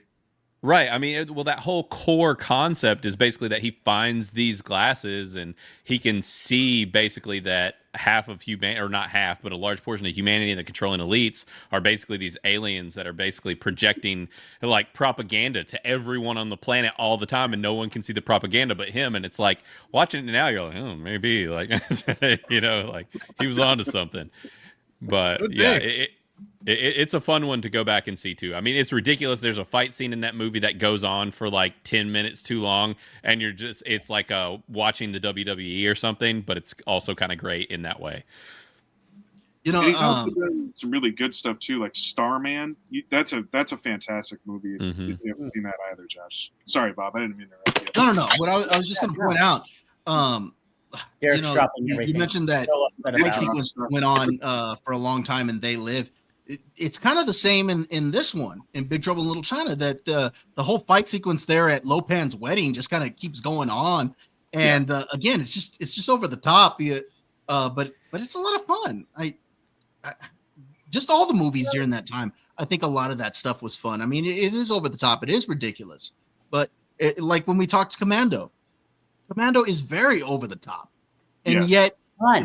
Like if you made it today, everybody would say how ridiculous that is. It's like there's no way that Arnold wouldn't have gotten, hit with a bullet. I mean, how is it that he's mowing everybody down and none of them can seem to hit him?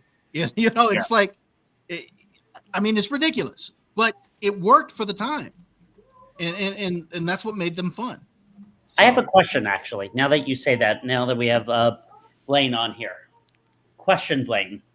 Why do you think in today's society, like Bobby says, here we have an 80s movie, Commando. Have you seen Commando? Right. It's been many, many, many years, Okay. but yeah.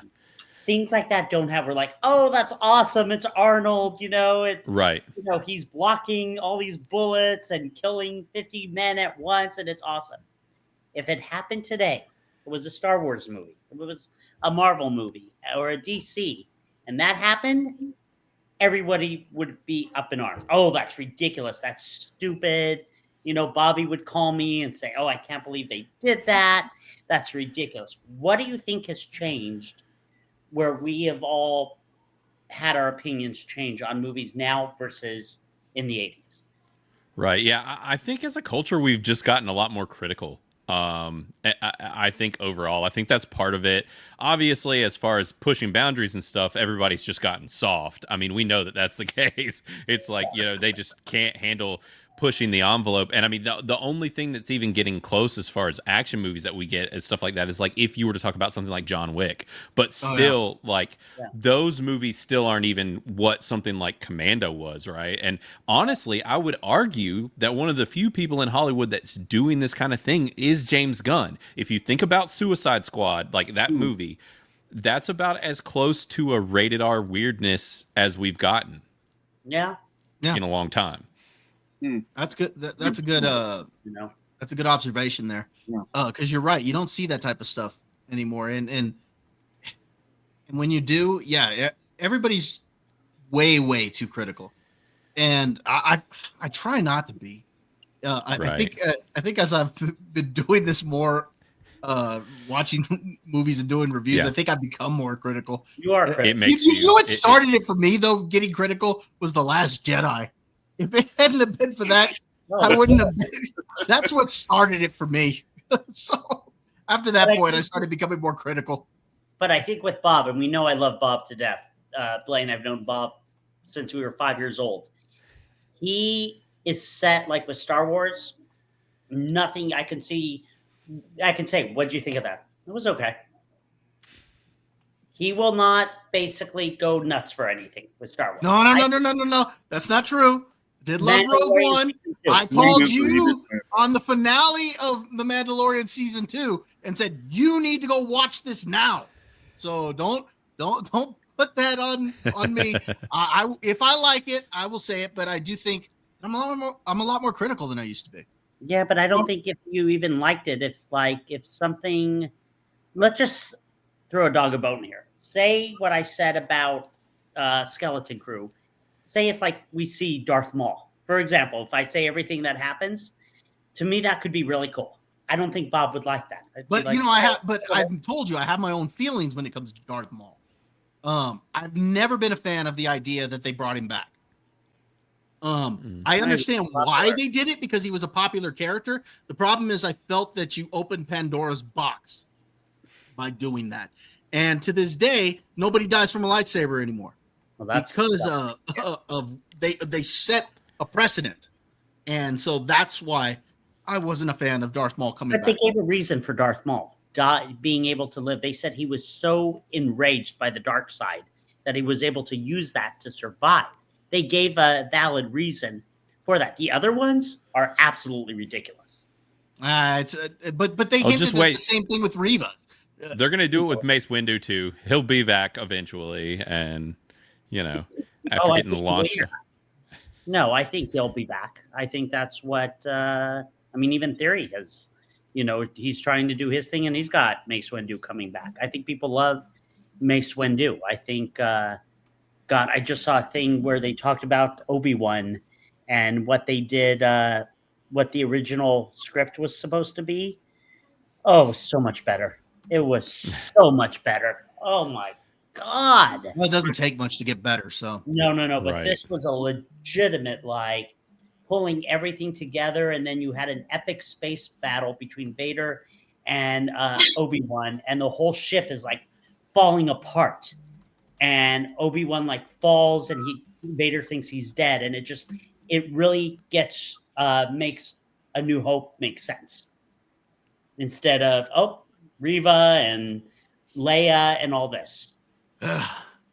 It would have been great. And again, I don't know why. Well, Kathleen Kennedy. Yeah.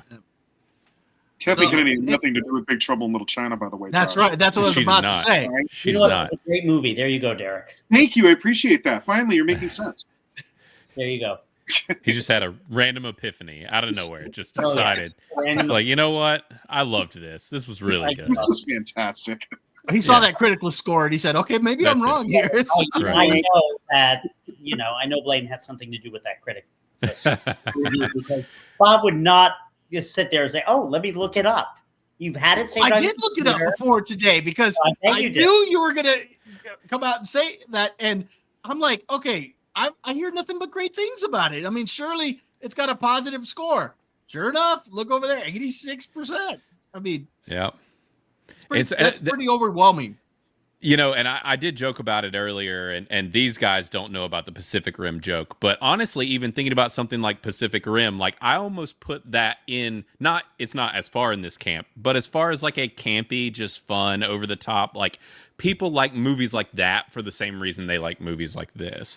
And which the joke is that within Criticless, we have a badge system where you get achievements like you do if you play video games and stuff, but it's for doing things within Criticless. And so I put a badge within Criticless that is specifically tailored for Pacific Rim. And the only way that you can get it is if you give Pacific Rim 100%. How many of those have you given out? So, you had something to do with this. I told you. Yeah. If you look, there are several reviews within Criticless that are like, I'm writing this review under duress. Like, I want my badge. So this Yes, is 100%. exactly. I want my badge. Yeah. And so now we've got an opposing force that is now working against me within Criticless, so that anytime a Pacific Rim review pops up, there are a group of people that will go and be like, "Hey, there's a secret badge for giving it a 0." So, Oh my God. They know the cheat That's code. hilarious. Oh God. So good. so So what did I miss it? What year did you guys start Criticless? Was it this? we've been past out for a year. Yeah, Right. well, over a full year. We launched. We had our 1 year anniversary a couple months ago, so it was at the end of the summer, over a year ago.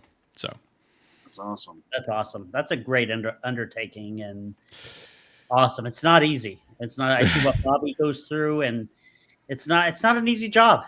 All the Right. social media and trying to, it's very difficult. Yeah, you guys need to go check it out. I'm telling you, you guys would like it over there. It's cool. No, I am. I think download. Yeah, So it's an app, right? yeah, Yeah, you Yep. can download the app, and like you said, it's free, but they have the pay tiers if you did want to unlock certain features and stuff like that. But you can still post your reviews. So Can you post videos, or do you have to pay for that? that is behind the paywall, or for the content creators. That was one of those that we decided. There aren't many things behind the paywall, but that was one of them. But yeah, it's an interesting thing too, because I always talk with folks about it. It's weird. I haven't made friends on the internet since MySpace. Like it's been at least that long.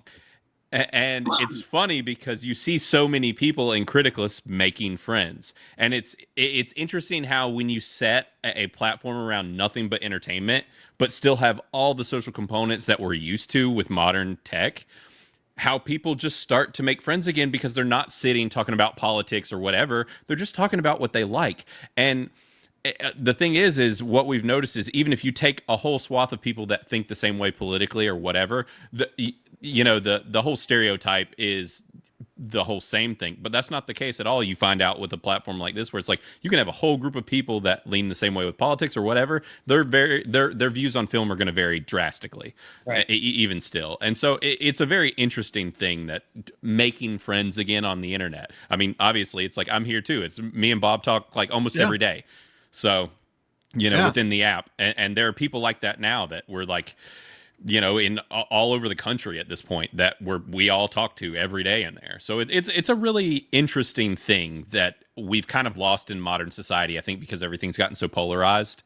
And that was one of the things that people kind of had an issue with where I built the platform, was I made it so that you couldn't just like do like Facebook or wherever and just do a random post and be like, did you see what, happened today with this and that? And you get all political. It's like, if you do anything, it has to be connected to a piece of entertainment. So even still doing something like that, you'd have to like attach it to a water cooler post and then share it to your feed. And like, so you have to go down a rabbit hole to do something like that. So it does keep a lot of that kind of divisiveness away from it. It's a lot of fun. Go ahead, Derek. Release the GDP. You guys will love that. Let's talk about a Ghostbusters relates to taxes. Right. Exactly. No, Blaine mentioned, about making friends and stuff. Like, Blaine and I are both in this Criticless Fantasy Football League that we did, and it's been kind of cool because you're connecting with other people and stuff like that. In fact, in our league, we're talking about what happens to the loser. The idea is they have to go see Snow White. Oh wow! Yeah. Wow. So, I really hope you don't have to go see Snow White. it's going to be me. The crazy thing is, I'm technically in last place and have higher points than like the three people ahead of me. So it's like, of course, that's the way it works. Yeah. But go ahead, Derek. I'm just gonna say we should give Wayne like some candy or something if he's gonna go see that. Right. Will Bobby go see it? That's the question. You know what? I'll probably. I bet you he will do it just for the review. He's gonna do it for the grift, baby. When you're on YouTube, you gotta take your lumps. That's why I watch The Acolyte just like I did. Like you got to ride that grift when it's there, and there's going to be so much low hanging fruit when it comes to that movie that it's. Which, what's funny, Blaine, is that I actually have more fun if I hate the whatever it is that I watch, because if I really like it, I'm excited to talk about it, and I'm only talking about the positive things. Where if I hated it, my review becomes very sarcastic because I hated it. And so I throw a lot more video clips. I do stuff to make it more humorous because I hated it. So I have more fun putting those together. But I'm also wanting to be honest, and so not just hate something to hate something. Right. And like, for example, there have been a couple that I didn't think I was going to like that I did. Like Civil War, for example. I thought I was going to really hate that movie. And I really liked it. I mean, I'm not saying it's like the greatest movie ever, but it surprised me. And I think the reason I liked it so much was because it exceeded my expectations. I was expecting it to be an absolute dumpster fire. And yeah, I can critique it and really pick some things apart here and there. But as a whole, I thought it was a very entertaining movie as opposed to what I expected from it. And so I'll give it whatever it is a fair shake. But I'm like you.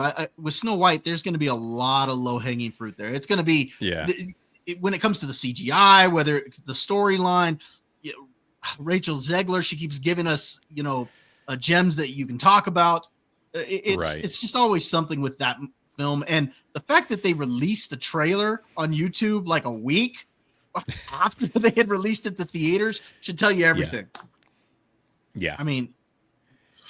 I think the last I saw, it was down ratioed. It had like 100,000 likes, and it was like 1.5 million dislikes.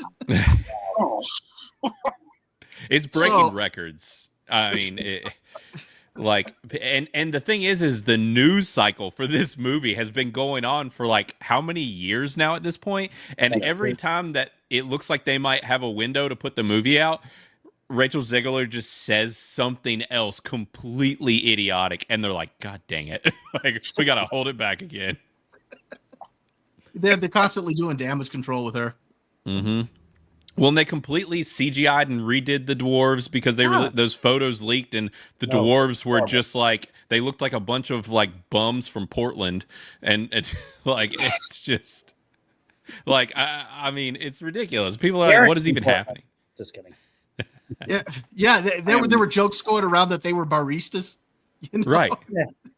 I think So, they look yeah. better now. I'll say this. I think they look a little bit better now. Right. versus Even the with way the they were looking. over CG, whatever, it's still better. Well, and then that's the whole thing is they did all this because Peter Dinklage came out and was like, "You're going to offend all the little people if you do this or whatever." And it's like you just lost a bunch of people jobs, bro. Like you might be in the situation where you can act in whatever you want, but all these people could have not been replaced by CGI creatures and been in the movie if you hadn't run your mouth.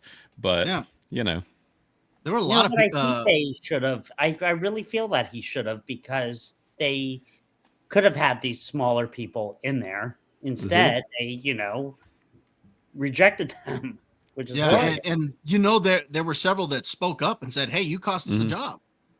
So Oh, really? yeah, there were. So, Not a good look. Boy, this thing No. just. The whole thing is not good. Get rid of it. which and I watched her new movie this past weekend that Oh, Bob God. managed to dodge. Yeah, The I skipped that Y2K one. film. Yeah, Oh. and so, which I honestly had my hopes up, but then after seeing that she was in it, I was like, oh, maybe I shouldn't have my hopes up.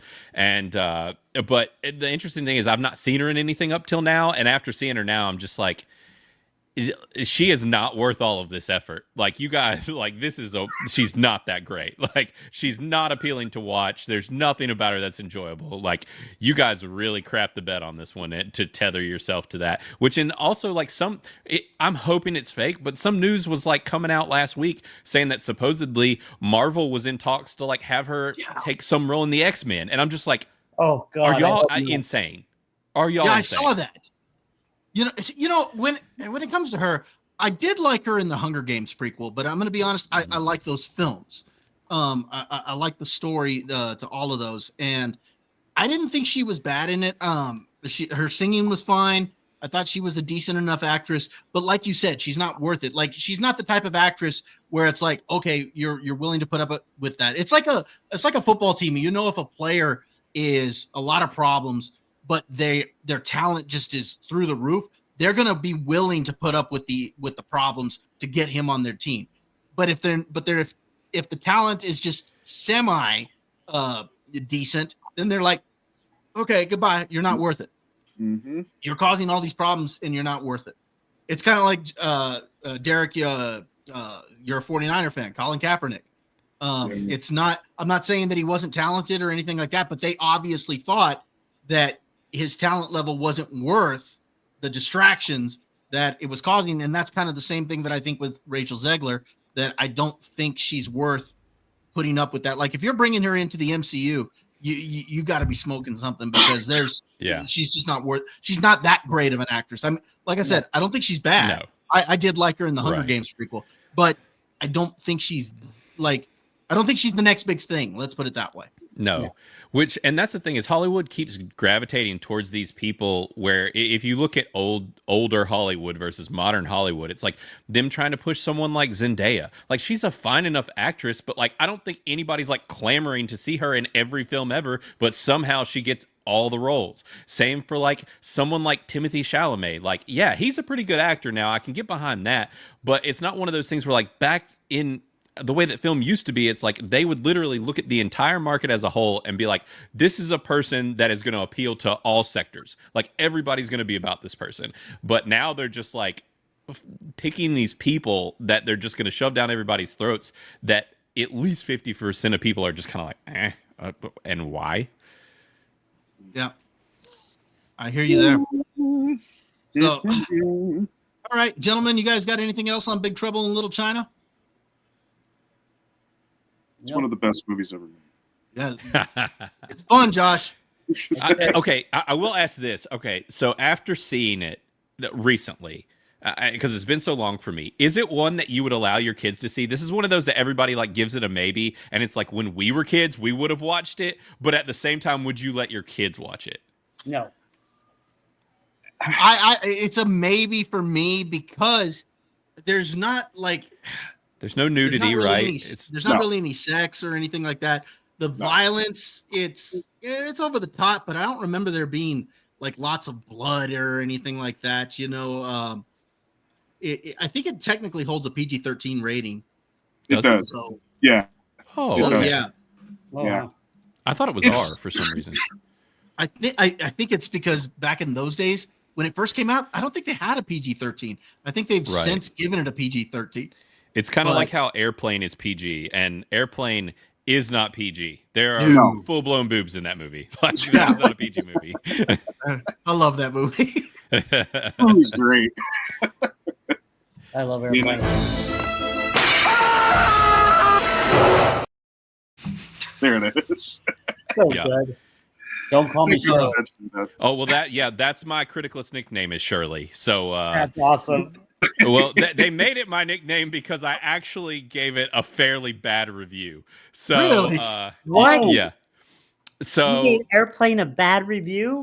yeah, we can see what my score is. Let's see. Look it up, Bob. I gotta see this. Yeah, what did I? Oh man, yeah, I gave it a 50. Oh,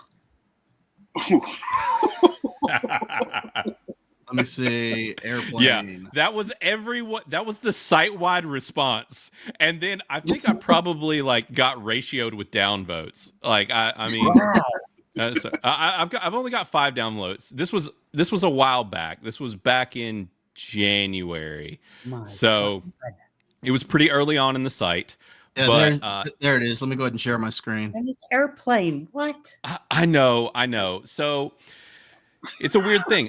I had never seen Airplane before. I Hold on. There it is. 50% played. Wow. But I love how you preface this. I would like to apologize first of all. You apologize after destroying it? He hits That's you right awesome. with it. He's like, look, guys, sorry at first. All right. Like Yeah, the whole it's- thing, you're like apologizing for it. Yeah, I know. Because I knew what was coming. Like that was the whole thing. Is that so I was being pushed to watch it because a bunch of people found out that I had never seen it, and they were all like, "Blaine's gonna love it. He's gonna give it 100%." And then I was just like, "I'm sorry." Oh my God. I don't know. Yeah, it just for whatever reason, I don't know if it's just I waited too long. Like I didn't laugh very much, and I was just like sitting there the whole movie, just like, It's Leslie Nielsen. I know. It's yeah. Bridges. For whatever God. reason, like the comedy just did not land for me, and I think I don't know if I was just too far removed from it, or I don't know. And then it's like they're the signature lines, like what was it like? You ever seen a grown man naked or whatever? Like the weird like, and Oh yeah. like. Where he's like, what was the kid's name? Timmy or something like that? Or, Yeah. And Timmy, have you ever seen a grown man naked? There were like moments like that, and I'm just like, no, he did not. He didn't just say that. Like, and it just. I watched it with my wife, and she was just like appalled. She was like, "I hate that's this." what it was. You gotta watch it by yourself. I know. Like, maybe that was part of the problem because there were definitely multiple chuckles from me, but then some of it I was like, "Oh my god!" No, but why she do you not hated like it. this movie? No, Yeah. take it from me. I don't love where he tells Kareem Abdul-Jabbar, he's like, you're pretty weak on defense. The hell I am. Look, kid, I'm out there busting my hump every night. Oh, I can't believe that. So wait, what did you give Naked Gun? I haven't rated it yet. I haven't seen Naked Gun in a long time, so Okay. I don't know where I'd sit with it now. Now, granted, this style of like parody film has never been like my go-to favorite type of comedy. Yeah, I think they're okay, but like that's not typically what I go towards when it comes to comedy. Honestly, like my favorite bracket of comedy that they don't really make anymore was during that like Seth Rogen, James Franco era, like Pineapple Express. Stoner movies. Yes, the stoner movies, absolutely. If that tells you anything about my high school vibe, All right, there you go. Those movies right there. Super bad. Yeah, oh yeah, Superbad is like one of my all-time favorite films. Like even the 21 Jump Street movies, like all of that is my type of comedy. Okay. So yeah. Well, You're definitely younger than that us. makes sense. I mean, think about it. You talked about how much you love James Gunn, so you like something that's over the top type right. thing. So He touched Shaggy before any of us did. Yeah. Yeah. Okay. Now everything is coming together. Everything makes sense now. Now you see. Yeah. Now I see. I didn't understand the Shaggy reference. Oh, yeah. Now I know it. Yeah. Oh, yeah. No, if you saw me during high school, I had the like shaggy blonde mop that flipped out, looked like I had a giant mushroom on my head, and it was a vibe. It was a vibe for sure. All right, gentlemen. Anything else before we close out the show? No, great show. It's good, man. It was All right, fun. well, Blaine, where can we find you over on social media? And we will include your the links to your social media. We will include them in the description below. So where can we find you? Well, the best thing about it is with Criticless is to find me, all you have to do is create an account, because I will be your MySpace Tom and be your first friend. You don't even have to follow me. So you'll already be friends with me when you download it. So there's that. And I'm just Blaine on Criticless. But I'm Criticless BA everywhere else, Blaine Andrews. And so, yeah, you can find me on X. And the biggest thing I tell people now is I'm just like, hey, just go check out our YouTube channel since I started doing that. And it's really, as far as seeing my opinions on things and stuff, it's like, hey, go to our YouTube, the Criticless Cast channel, and then just follow me on Criticless, because those are the places I'm most active. I'm on X in these different places, but I honestly forget to post everywhere else. It's like it's either YouTube and I'm doing the rounds with everybody with this type of thing, or I'm on Criticless, and I even do the regular type shares. Like recently in Criticless, we have these different groups where I'll just go in there and do a regular post about whatever's going on. Like I might be cooking something that night and be like, hey, this is this cool thing I cooked, and then just repost it to my page there. So it's like all of that stuff's happening over on Criticless. So that's the best place to find me for sure. All right. Josh, where can we find you? Well, I can tell you where you won't find me is at Josh Allen's house with Derek. You can find me on Facebook, Instagram, TikTok, X, where else? LinkedIn. I am a real estate agent here in beautiful Southern California. I am the family man of the Valley. So if you want to buy or sell a home, find me on those platforms. All right. Derek, where are you at this week? I am with the old people, and with the old people, I feel like Josh Allen's father. That's my boy. He's such a wonderful young man. And with all the other old people, you can find me on Facebook and LinkedIn. All right. And as always, you can find me over on YouTube at Bob Loves Movies. You can also find me over on X, and you can find me on Criticless. As usual, we have the social media in the description below. Thank you, everyone, for joining us tonight, and we hope that you'll be back with us next week. Well, have a good night. Thanks, Yeah.